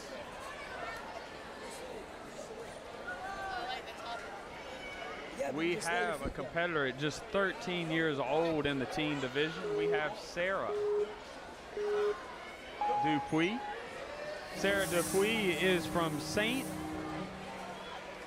Hyacinthe, Canada. She has 4 competitions coming into season 10. And she's coming in, and her coach is telling her smooth. Now, the smooth approach is effective if your goal is to get through through Keystone alone. But if you go too slow through Keystone alone, then once you get to toe hook and bogey are going to be that much more difficult. And we may see that later down the road for Sarah. Sarah is making that big jump into the dismount of snapback. One thing to notice are all the athletes are getting chalk at every stopping point. So every break you're going to see an abundance of chalk going on just so their grip stays. And as you can look on the obstacles, you see the chalk marks all over the obstacles, and that is where the holds are. Moving into this ring, we're going to go into toe hook 2. There's going to be a big jump here. Now you can go this one of two ways. You can climb up toe hook and tilt it down to the obstacle, or you can make a big jump just like the one Sarah just completed. So I have not mentioned this time around during this wave, but at Ninja World Championships and the World Championships here in Greensboro, North Carolina, we have 13 different countries being represented, Canada being one of them. Now we are on to bogey, and bogey takes down Sarah.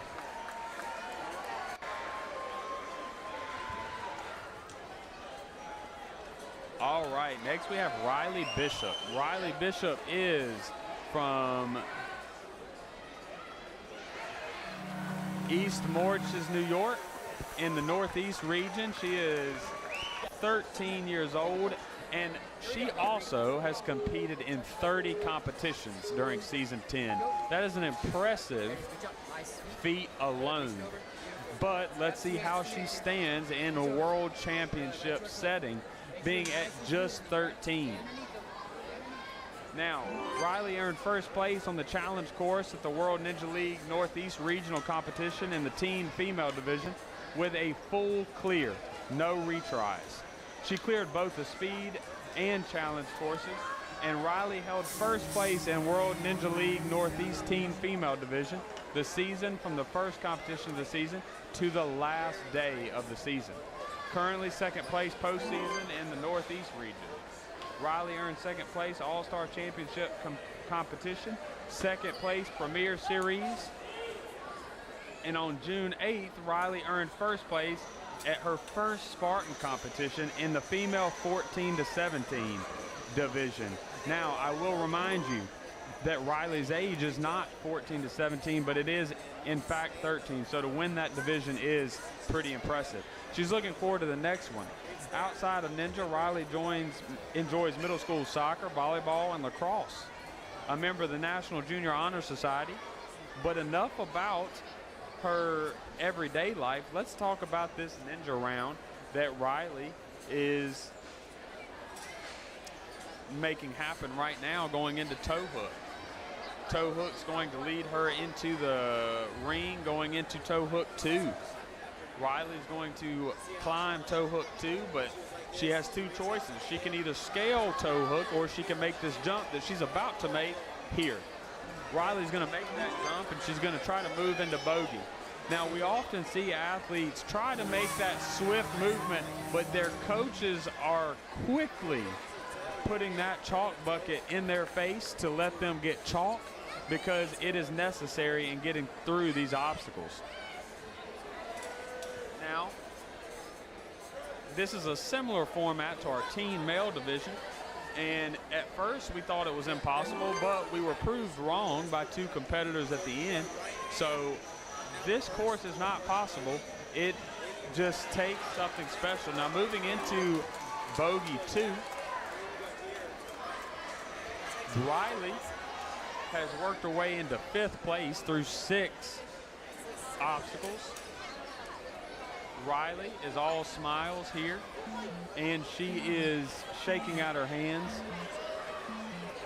and going into the floating monkey bars. Now, We haven't seen many people go to the floating monkey bars, and that's for good reason because they got to go through bogeys. But floating monkey bars will come unattached. So this is a bold move here because of that reason. The idea of the floating monkey bars is to pick up that floating monkey bar and move it to the next level.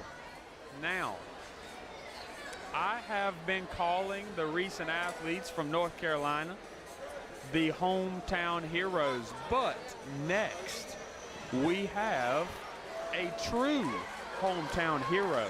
We have competitors from Israel, Italy, France, Canada, Germany, and Japan, but this athlete is from here, right in Greensboro, North Carolina. So you have 13 different countries, but you also have this hometown competitor named Tina Vahar. Tina first fell in love with Ninja while watching American Ninja Warrior during a rainy stay at the beach house when she was 5. After trying it a few times at a local gym on Long Island, New York, she started taking regular classes after her family moved back to Greensboro. She's competed at every Worlds that has taken place in Greensboro, and this event is the highlight of her career. Big jumps, stumbling a little bit, but saving it. She just completed her first year in high school where she had to choose among soccer, volleyball, and flag football, and chose Ninja. Level Up Ninja Gym is her happy place and where her coaches, Chad and Faith, plus her teammates, regularly challenge her. She's making her way up toe hook. In addition to Ninja, she takes singing and piano lessons and is an amateur pasta maker. Of course, for the pre-competition carbo loading. Moving in, we have going to the bogeys. We have this big jump here. She's generating big energy swings.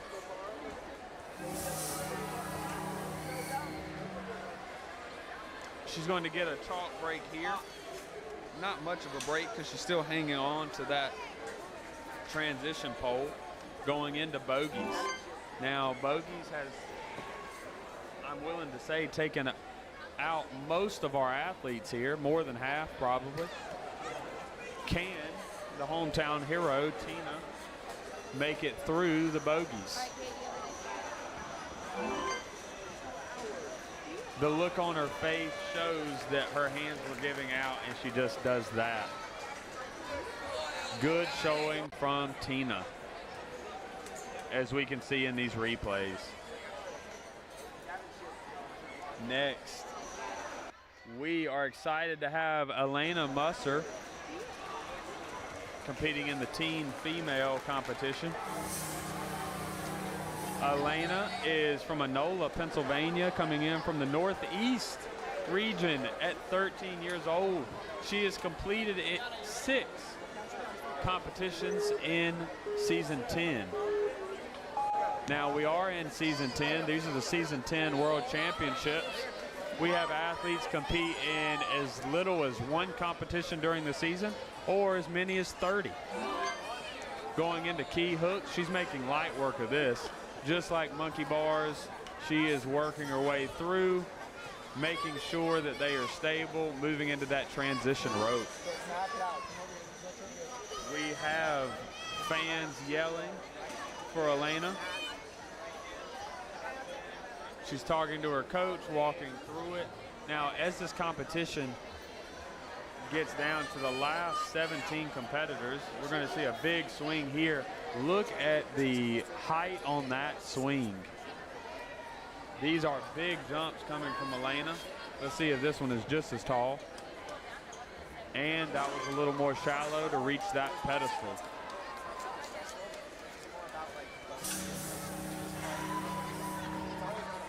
Next, she takes some deep breaths going into toe hook. But as we can see throughout the round, if you stay tuned for the next 17 athletes, coming towards the end, you're going to see a change of strategy.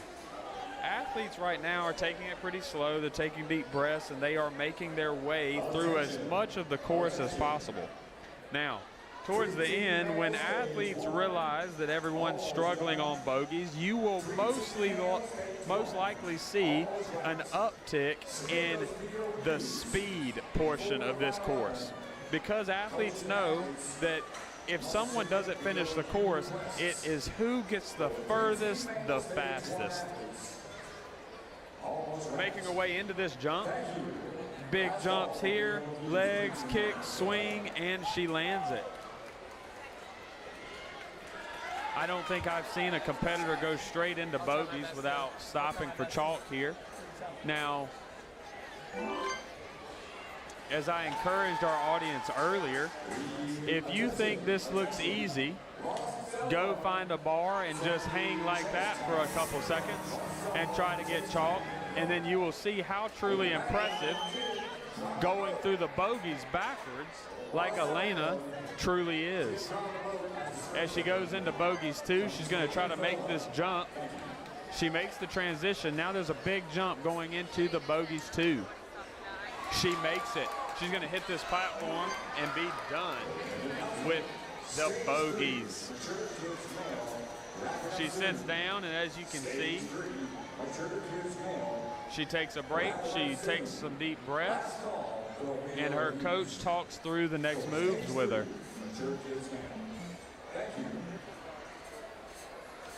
All right, now these floating monkey bars, I don't know if I would go for this jump, but maybe she can make it work. See, it will end up like that if you are not careful.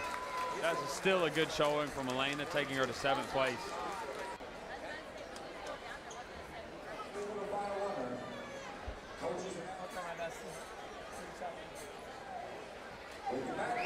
Alrighty, we have Olivia Laramo. She has 18 competitions, so she's not a newbie this season. She has 18 competitions under her belt at the age of 14, coming in from Holliston, Massachusetts, in the New England region.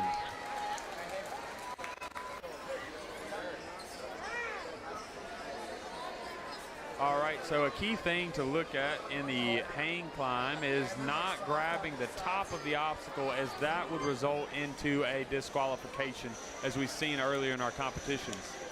She's using those legs to generate movement through Keystone, picking one key up at a time and inserting it through the transition rope into snapback.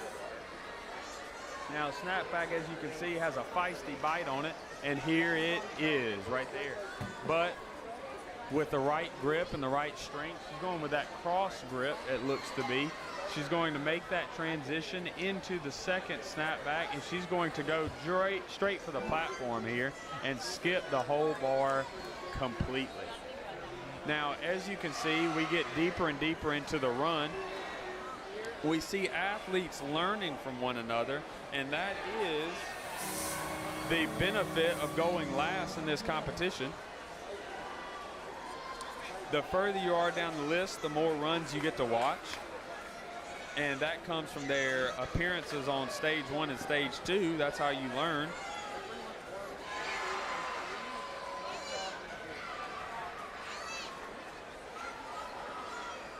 It looks like the ref just called her feet off the top of the obstacle and onto the grip.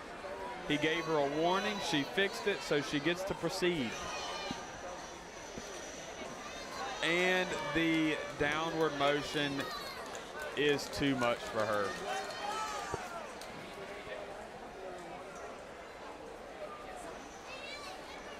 As you can see through the Ninja World competitions, we have a lot of athletes that fail on competitions that they think they should have completed.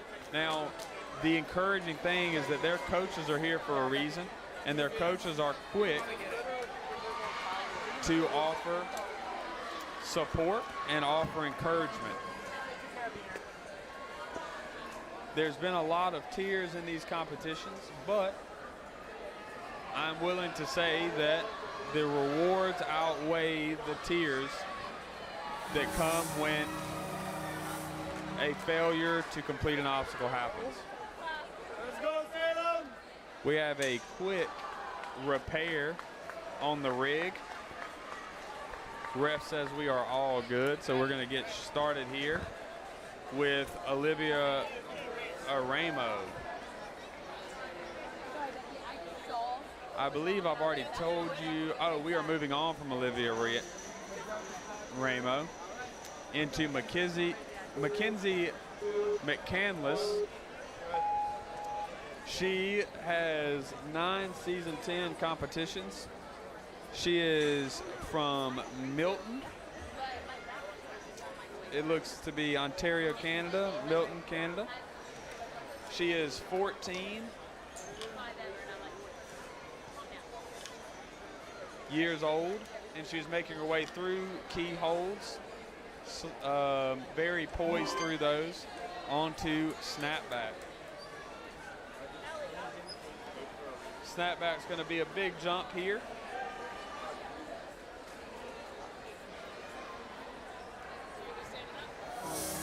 Big jump here. And let's see if she goes for the big dismount rather than the, yes, she does. She goes for the big dismount. Now, as you can see, there's a bar on both sides of switchback, and some competitors are choosing to go for the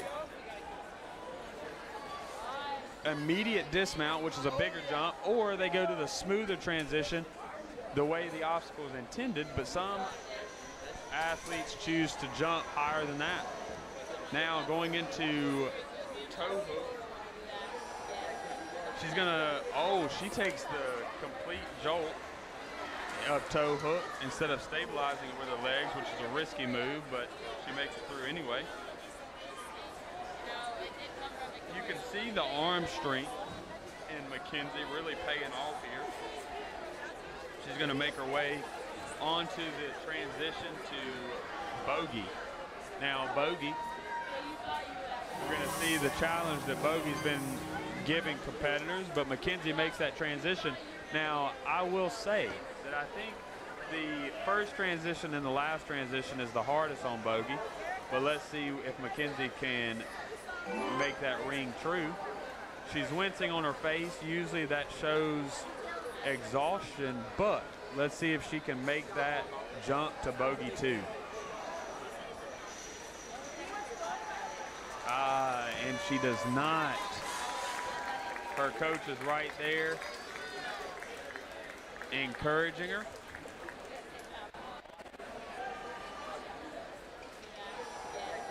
Here we see some replays of McKenzie throughout the course, making her way into bogey.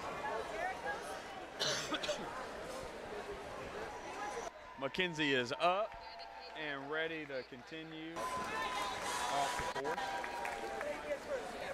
Now we are working to Elliot Pley. Elliot is coming in from the Heartland region, from Lake St. Louis.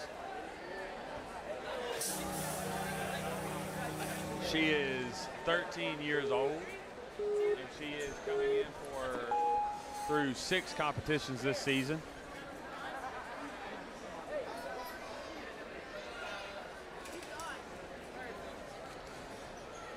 All right, we see going through the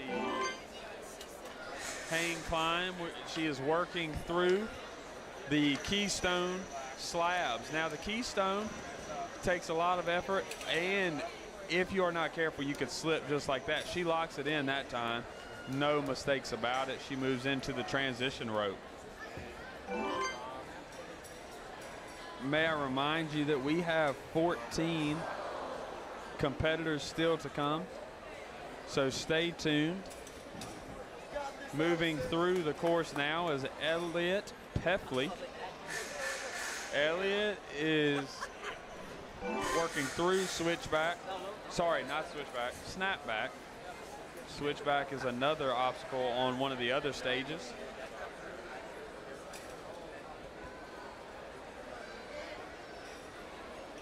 Some athletes have arrived here this morning as early as 7:30 a.m. So we know that our athletes are giving their all, as well as our great team here working at the World Ninja League Championships. Some of them have been here even earlier than that. So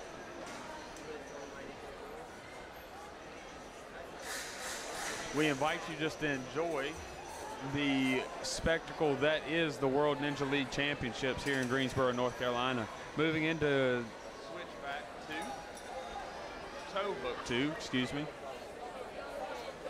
I guess switchback is my favorite obstacle in the course because I keep saying switchback. Moving into that second dismount, we have going into the bogies. Bogies tend to be a struggle here. But she is making her transition now.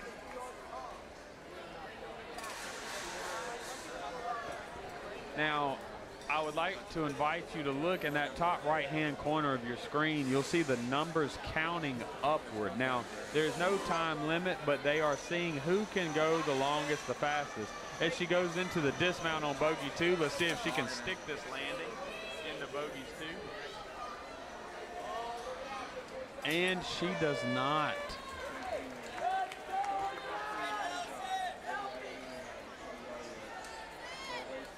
So one key thing to keep in mind is the top right of your screen, you will see a number counting upward. Now, I mentioned that number, and that number is key because if an athlete takes too much time, starting that 2-minute mark, the athletes are really getting fatigued here, and that is going to be the Mayday zone. That is going to be where you are really going to want to get through the first 6 or 7 obstacles because endurance is going to be tested here.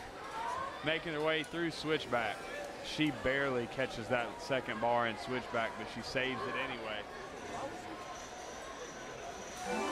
She makes that smooth transition, that big jump. Our course reset team's doing a great job at resetting the course for the next athlete. Allison makes her way through toe hook. She's going on to toe hook. She's doing it the right way. She's guiding that trajectory with her feet as well as her hands. She's going to move on to toe hook 2. Allison is from Monroe, Connecticut in the New England region. She originally started Ninja at M Lab in New Jersey and moved to Connecticut. And now she trains out of Ninja Mania. She's New England Season 10 regional champion and got 2nd in Northeast. She plays lacrosse, midfielder for her high school, and is a goalie for her club team. So we got a club lacrosse player here. All right, she is wincing, but can she make this jump? And she does not. That transition into bogey 2 proves to be too challenging. Now, Allison competed 32 competitions this year, and it proved to be effective in training for Worlds.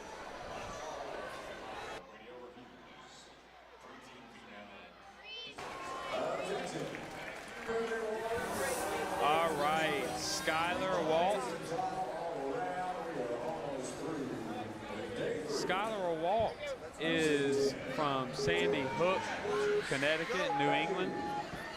14 years old. One of the younger competitors in this age bracket.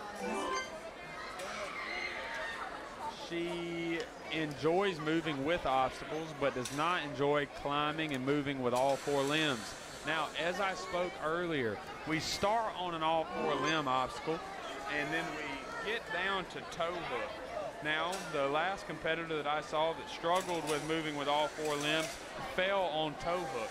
So that will be a key to looking at Skyler's run, is whether she can get through toe hook.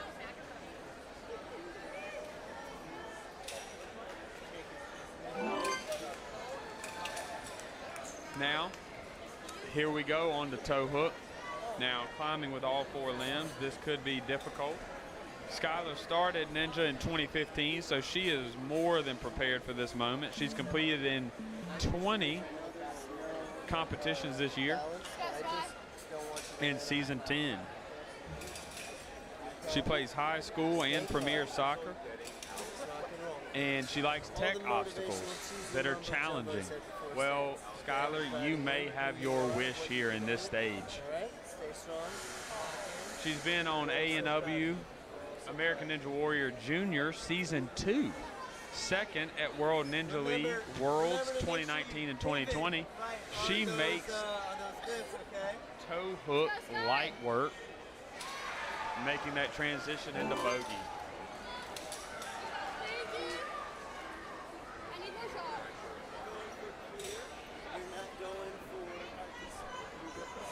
All right, let's see how her endurance holds up into the bogeys. Now we're reaching that 2-minute mark. This is a key. If you can give me a little clap, just so when you grab, it doesn't. Athletes are starting to give out around 2 minutes, 2 minutes 15. So let's see if she can make this jump, and she does not. Deep breaths. I'm so proud of you. You got this. A hug from her coach, Timer at 2 minutes. pat on the back, and here are her highlights. Had some really good moves going into this course, but the bogey transition at the end from bogey to bogey 2 seems to be too challenging. All right, we have on the course Malone Caner. Malone has competed in 18 competitions this year. She's from New York, New York, as Frank Sinatra would say. She is coming in from the new Northeast region. She is 13 years old. Now, as crowded as it may be at these World Ninja League games, this is probably nothing that Malone has not seen before living in New York, New York. The number one thing, whenever you are on the platform, all right, she's making her way onto toe hook. Toe hook will transition into bogeys. Bogeys will transition into bogey 2. And bogey 2 will transition into the floating monkey bars. No one has completed floating monkey bars just yet. high up where you want to be. You're going to be backwards when this starts. So the first thing is you can pull in the back of it. So you go here, you can get front balls, and you can move over, use the feet. She shakes off those arms. Her coach is insisting that she gets chalk, as we see. I probably do not even need to tell you that stat anymore because you see it so often. Malone Caner is making her way onto bogeys.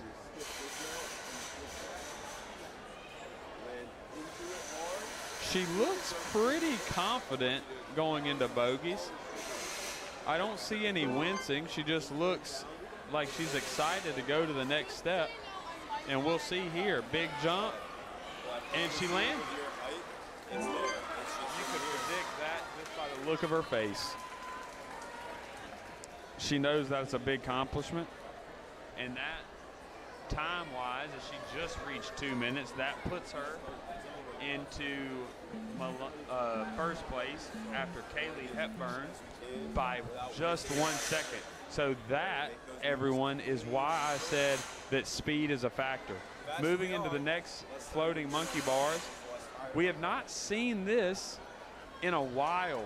She makes the transition and she's going to generate that weight forward to push that sled. Now, the monkey bars are still loose on that sled, so if she pulls them off, she will fall. Likewise with these 2 transition mounts, but luckily for Malone, the 2 transition mounts will lead if she can get there. Oh, and she drops. I'm not sure. She's going to grab another one. How innovative of Malone. She grabs another hook as she drops the first one. She cannot drop this one. That is so innovative from Malone, and she gets a rest break. She is the first person to get through 7 obstacles hats off to Malone Caner. Malone's gonna get some chalk here.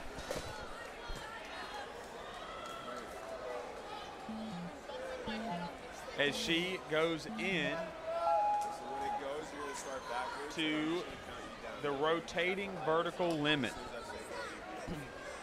Now, the rotating vertical limit, I know I've talked about bogies and I've talked about floating monkey bars, but the vertical limit is one to take down both of those.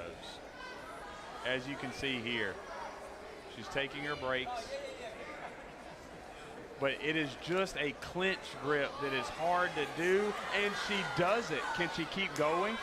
She moves to the side, and that is the farthest anyone has gotten on this course. Let's see if we can see some replays of Malone's round. She is in first place now, waiting for someone to get to the vertical limit with her.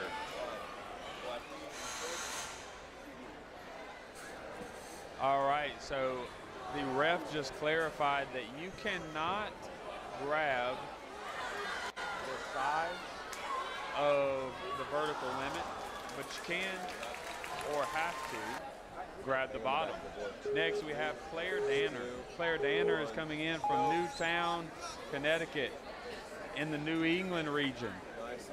She is in her 13-year-old season. One of our younger competitors. She is going slowly but surely through key hook. She has competed in 5 competitions this year.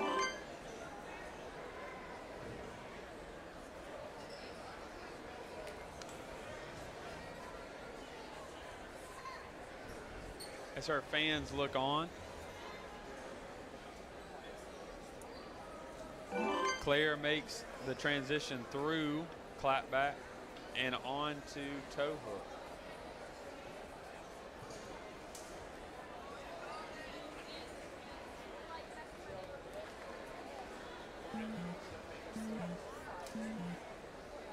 We still have one more day of competition here at World Ninja League Championships going through Monday. Our competitors are withstanding a long weekend of competing, but they're doing so very, very effectively. We see Claire here is focusing, going into toe hook. Now, looking at the time, she's at 1 minute and 30 seconds. She's going to start getting very fatigued, even more fatigued than she is now. Around 2 minutes, it's going to be very challenging, so she needs to get to that rest point as soon as possible.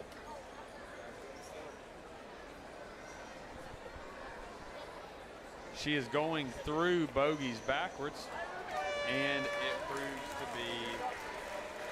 be too challenging for this moment. Next, we have all smiles. Kendra McTaggart. All smiles on the course. Now, interesting enough, something that you guys cannot see is we have the coach for Kendra McTaggart. She is talking about the Venus flytrap, which is our 8th obstacle here.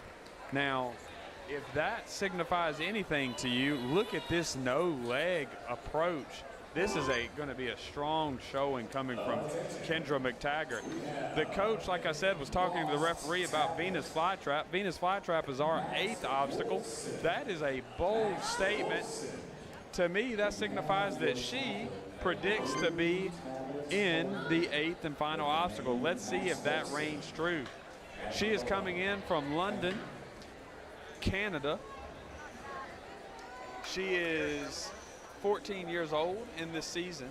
She has competed in 7 competitions, and she makes her way through the snapbacks. Now, that's just her 3rd obstacle. She's going to make her way through toe hook. Toe hook is our 4th obstacle. If you look at the bottom right of your screen, you'll see the number 3 beside her name. That means she has completed 3 obstacles. And she is on the 4th now. As she completes the 4th, as she makes that transition into that transition bar and onto bogies, you will see that number click to 4. That's good. Yeah.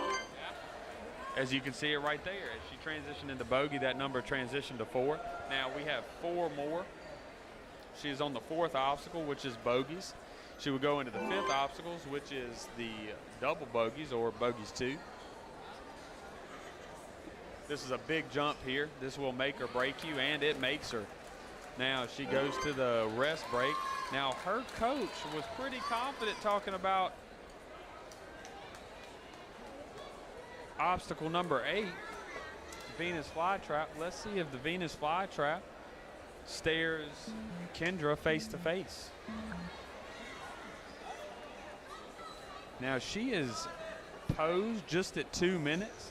She has already worked herself into 2nd place, it looks like, just due to time. She is making light work of the floating monkey bars. Now she drops 1 monkey bar, which is going to be difficult, but she is staying nice and controlled. Look at those eyes looking at the next transition. She's going to take a 2-handed break. Oh, go. Go, Kendra, go, Kendra, go, Kendra. Kendra being encouraged. She's trying to make that reach. Oh, no, and she does not. Even though she did not make it to the 8th and final obstacle, she does move her way into 2nd place. That's good. Yeah. Moving the first one. All right, now we have Paisley Rudowski. Paige Rudowski.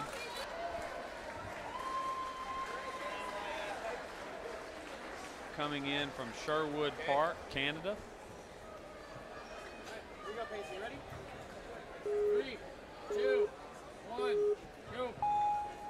Let's go, Paisley.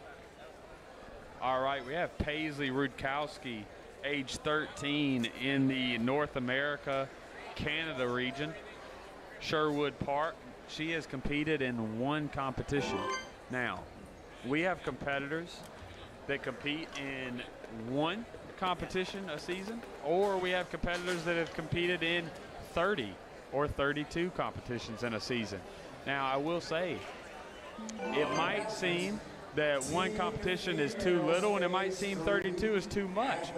But I will say the competitors that compete in 1 competition in season 10 may be a little more well-rested and less injury prone than the competitors at 32.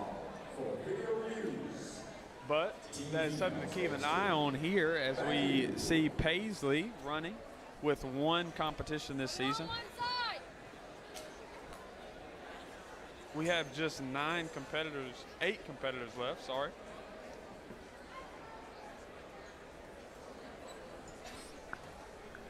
Paisley is making her way into toe hook 2, going into the transition bar to bogies.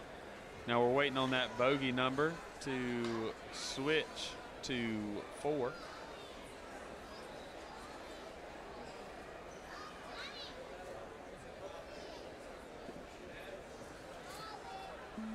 There it goes.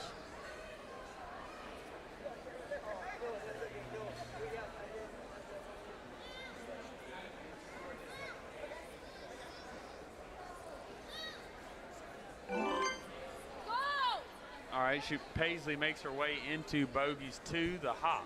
So the hop from bogies 2, she lands it. She gets a break now after that hop. So in Ninja, you get a reward after making a move like that. So going into that platform, she gets a reward, which is a break. She shakes out her hands, gets some chalk, and prepares for the floating monkey bars.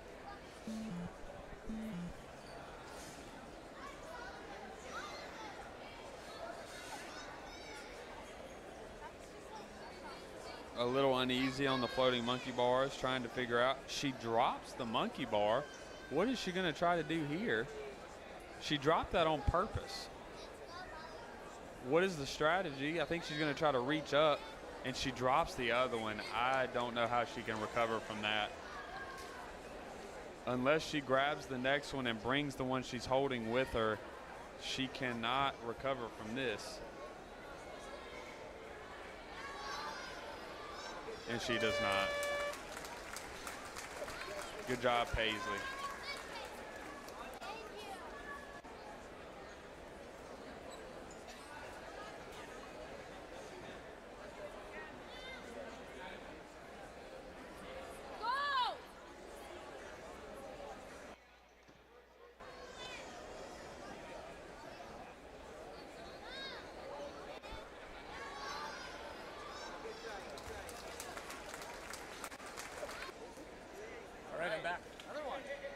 All right, so it looks as if this is a rerun.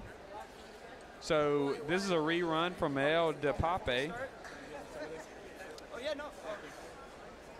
She was waiting on her own. Amel made it all the way to the floating monkey bars earlier, but was awarded a rerun because she jumped up and grabbed the floating monkey bar and came straight down and knocked it off, and she did not get a remount on that, so she gets a rerun instead. Now the North America Canada division region coming in from Sturgeon County. Mel started Ninja at the age of 8, took home 4th place at her first Worlds UNNA in 2022. She trains out of Edmonton, Canada, and first set Ninja. She loves being a junior coach at FitSet, and working with little kids. Now, in Worlds, if you were to enter this building, you were going to see athletes all the way from 6 years old all the way into their 50s, maybe even 60s. Now, that shows to you the influence that these athletes have on one another, as Mel seems to have in Canada to her students. Moving into the bogies.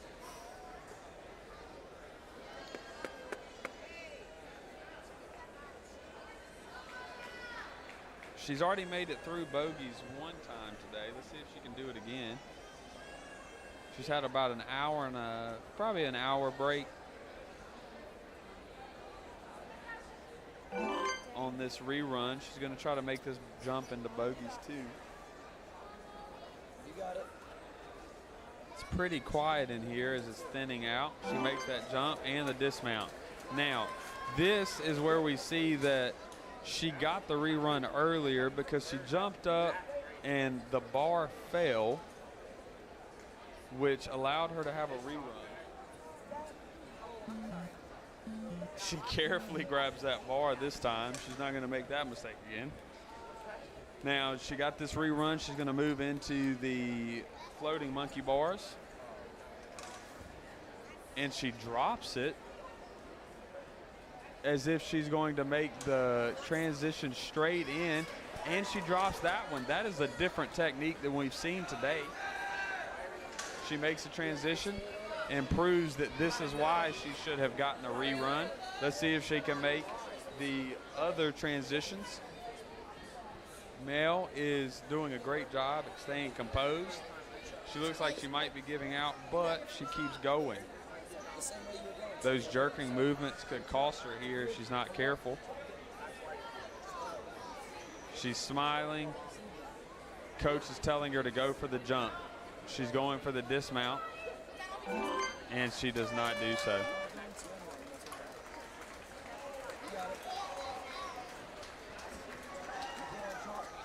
All right, that takes her into first place due to time. That is showing as it looks just to be a completed obstacle. since she tapped the rest station. 1 second, a lot of mixed reset. It is a 9-second difference from Malone Caner. So that rerun proves to be beneficial for Male. 4 more? All right, we have 7 more. Molly McGovern. You're crushing it, Rabbit. Molly McGovern is our 7th out. Ready? All right. Here we go. Molly, you ready? All right, Molly McGovern is coming in with 10 competitions. She is coming from good old Orlando, Florida in the southeast region. She is 13 years old this season. I hope she says hello to Mickey Mouse for all of us here at the World Ninja Games when she gets back home. She's going into switchback, snapback, making her way. These are gymnast-looking jumps from Molly.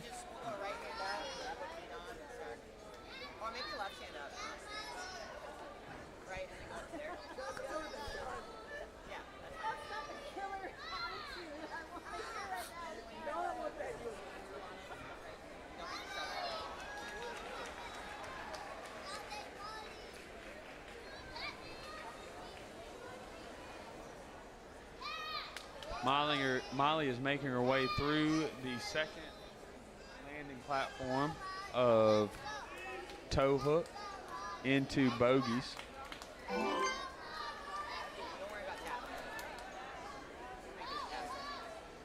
Loading up with chalk, making her way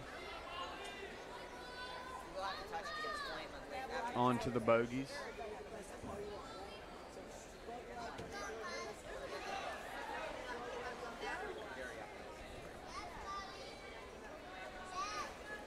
She makes that first jump into bogies. She is now completed. Oh, and she slipped. Falls just short at 145. Next, we have Sayla Taylor. Sayla Taylor is from Lithia, Florida.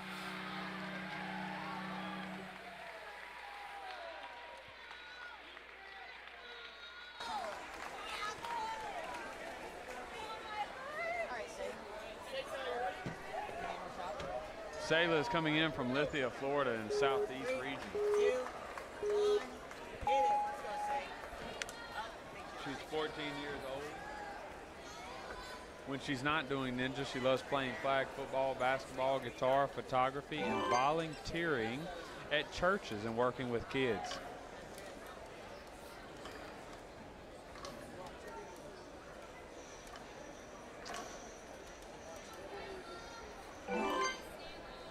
She has 7 Tier 1 competitions this season and is moving in through the snapback. Her favorite obstacle type are campusing movements. Her least favorite obstacle type are moving with all 4 limbs. Like we discussed earlier, toe hook here is an obstacle that takes all 4 limbs, so that is a key to watch out for when Sayla is running.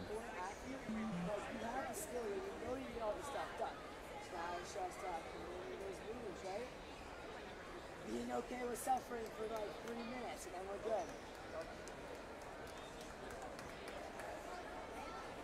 All right, next, moving through toe hook 2, we have Sayla Taylor making that transition into the bogies.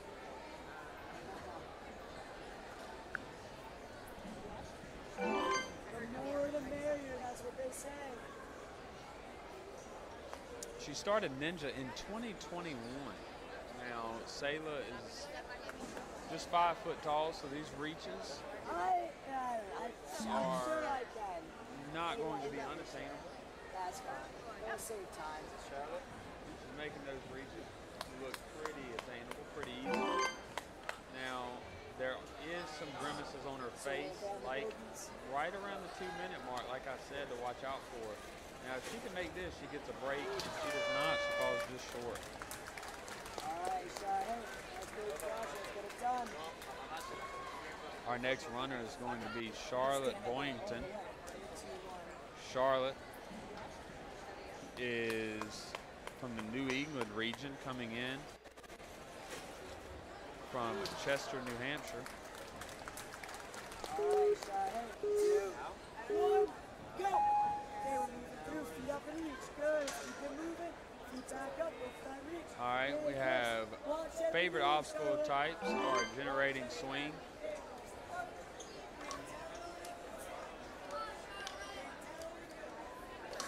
She has 18 Tier 1 competitions during season 10. Now, I will say something that I haven't noticed before on any other athletes, not to say it hasn't happened, but Charlotte is racing in a watch, which is a unique approach, as you would think you might need your arms and hands free of any obstruction, but that doesn't stop Charlotte thus far. Charlotte has been doing Ninja for 7 years, and her favorite obstacle is latches. She also runs cross country and track and enjoys bouldering. One thing I've seen consistent in many of the athletes that we have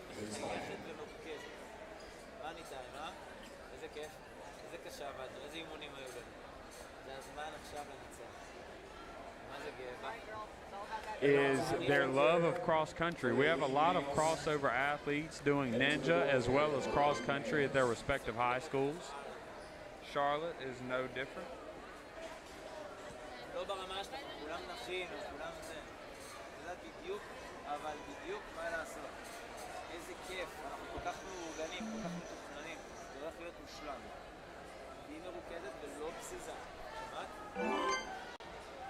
At 1 minute and 41 seconds, she's getting right around the time that she needs to dismount before it starts getting her.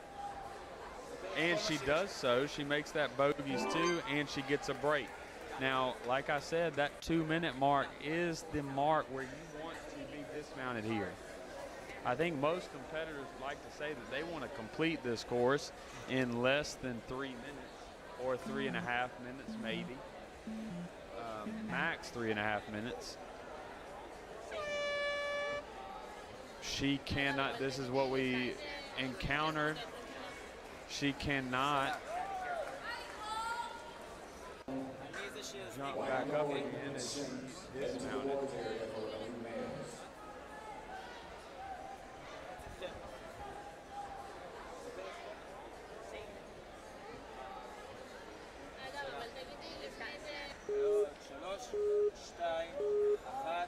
All right, we have, it looks like 4 athletes left. We have Dora Schwinger.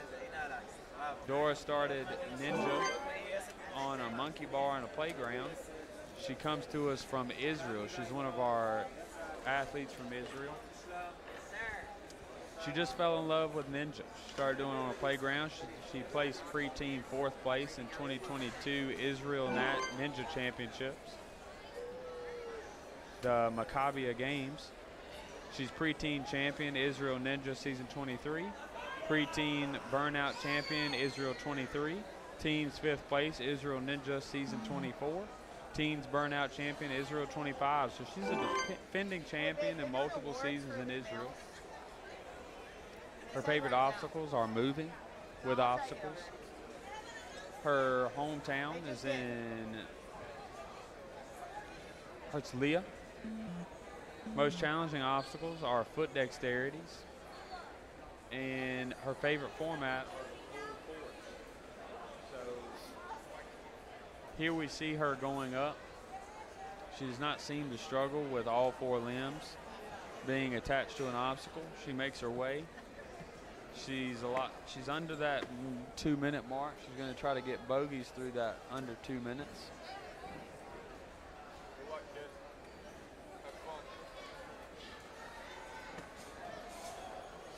All right, she resets on bogeys, moves into bogeys 2. Still breathing deep.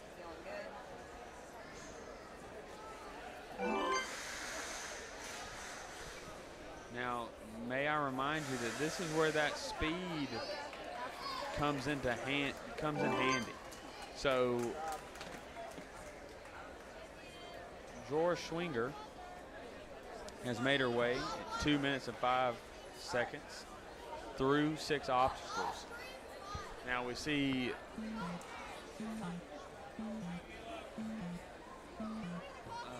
Depape in first. We have her. Oh, and she drops. So Amelia in first place is coming in at 3 minutes. Through tapping that blue rest.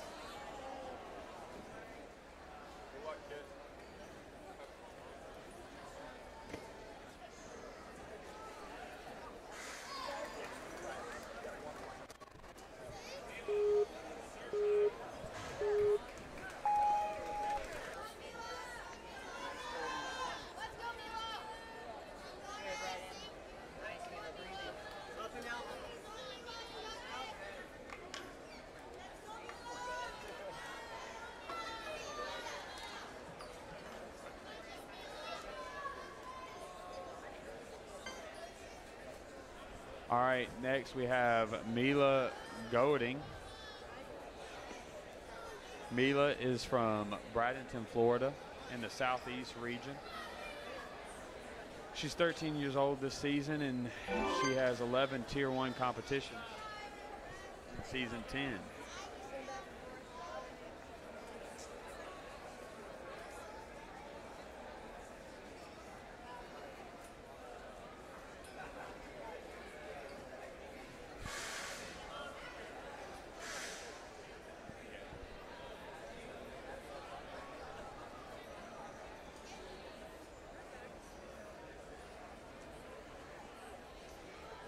All right, we have Mila going into toe hook 2.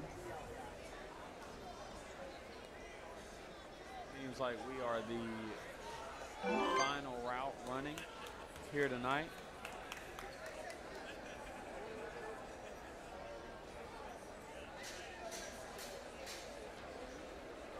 Mila is looking at the bogies, sizing them up, seeing if she can make it through to at least the floating monkey bars.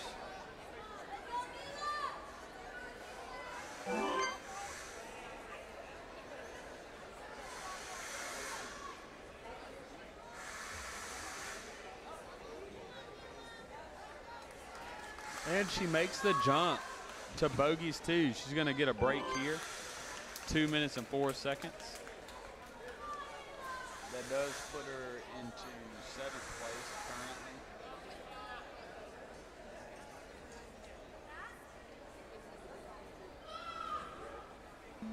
Now, what to look for in time is if she gets to that rest platform in under 3 minutes and 1 second, then she will take the lead. All she has to do is touch that platform in 3 minutes and 1 second. So she has about 30 seconds, and she does not do so. Good try, Mila. Now next, we have the crowd erupting. I don't know if you can hear it, but the crowd is going wild for Lola Rockus.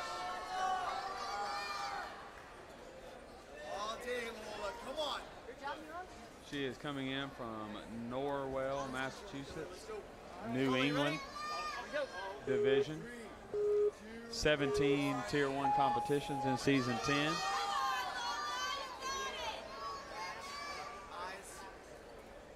Being coached.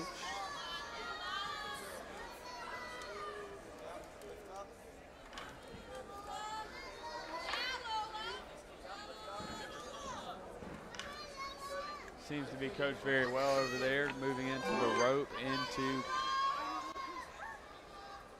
snapback. She makes her way into snapback. Now this is where that time factor is going to be play a big role in who wins stage 3, because the athletes, there's only one other athlete after Lola. And that athlete or Lola herself might just go for a time trying to tap that next bar to get as far as possible, as fast as possible. Lola's taking a little bit more time here, though, that might cost her in the end. When you go for the snapback, That being said, the only time factor that's going to take place is if she doesn't finish. So if she finishes, that'll do all the talking for her.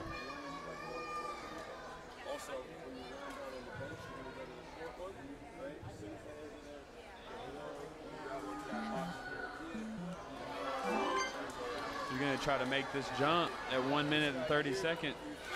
She is on track or even quicker.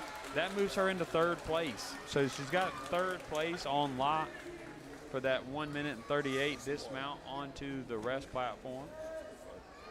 Now, if she keeps this pace, she could come into first place. She's got to touch that platform in less than 3 minutes and 1 second.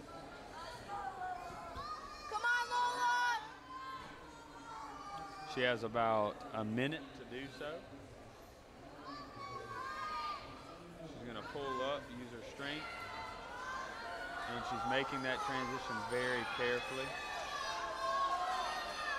The whole crowd is wanting her to do this. Everyone is yelling. The bar drops.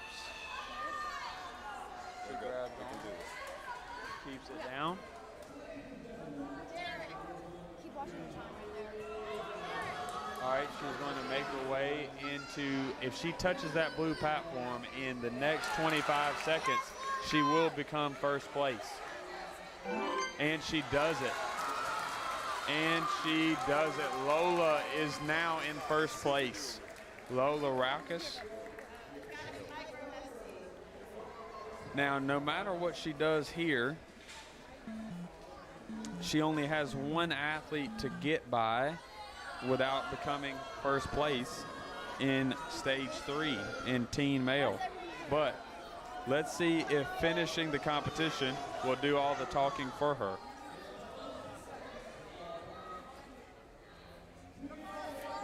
Oh, her grip slips. Her coach is telling her to shake it out, and she falls. But that does get her into first place.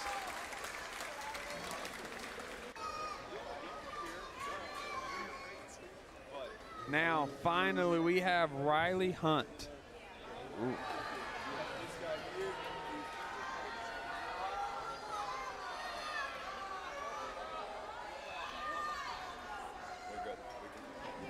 All right, as we're looking at these replays here, how she got there into first place, but there is only one competitor standing in her way, and that is Riley Hunt. Riley is 13 years old. She is a speed junkie, competitive soccer player, and World Ninja League head-to-head champion 2022 Mature Kids. She helps with designing ninja merch and family Etsy shop, Hunt Sports Merch. Mottos, due to being a highly analytical perfectionist, are don't think, just go, practice makes perfect, and not perfect. Or practice makes progress, not perfect. Sorry about that. She's coming in from Bethel, Connecticut, New England division. 13 years old this season. She loves the generating swing and would rather not move with all 4 limbs. So as she enters here, the toe hook, we're going to see whether she can take Lola for first place.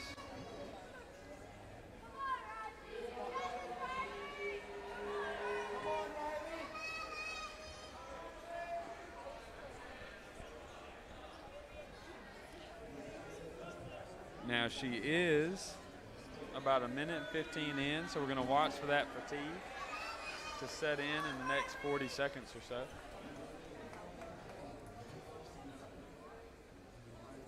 She's completed in 19 competitions this season. She started Ninja in 2018, so quite the journey.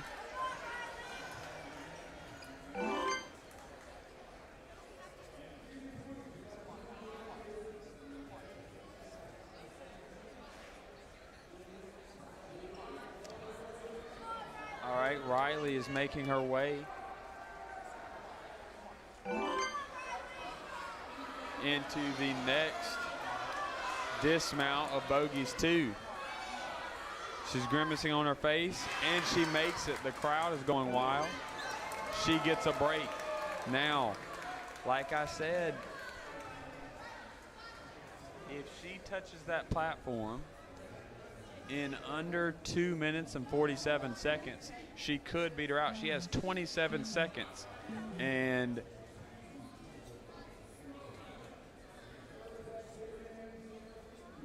she has 17 seconds to touch that platform. If she does not get farther than that, it is going to come down to the wire here. We are 10 seconds away, 7 seconds. She's got to touch that platform. If she does not get farther, can she do it? And she does it. She touches the platform in 1 second faster than Lola. 1 second faster. That puts Riley Hunt into first place, Lola Rockus into second, and Malone Caner into third. That is an amazing finish. She dove at the last second and tapped the platform, putting her into first place. She could not have timed that any better. An amazing finish here on stage 3. Just 1 second differentiating the first place and the second place competitor. She is celebrating through that accomplishment. Just 1 second difference. 2 minutes and 46 seconds, 0.23 versus 2 minutes and 47 seconds, 0.01. So actually less than 1 second. Less than 1 second difference. All right, that is all for us here. Stage 3, teen male division. We thank you for coming out. We thank you for joining in on the live stream, and we look forward to seeing you soon and you seeing what we have going on here at the Greensboro World Ninja League Championships. See you soon.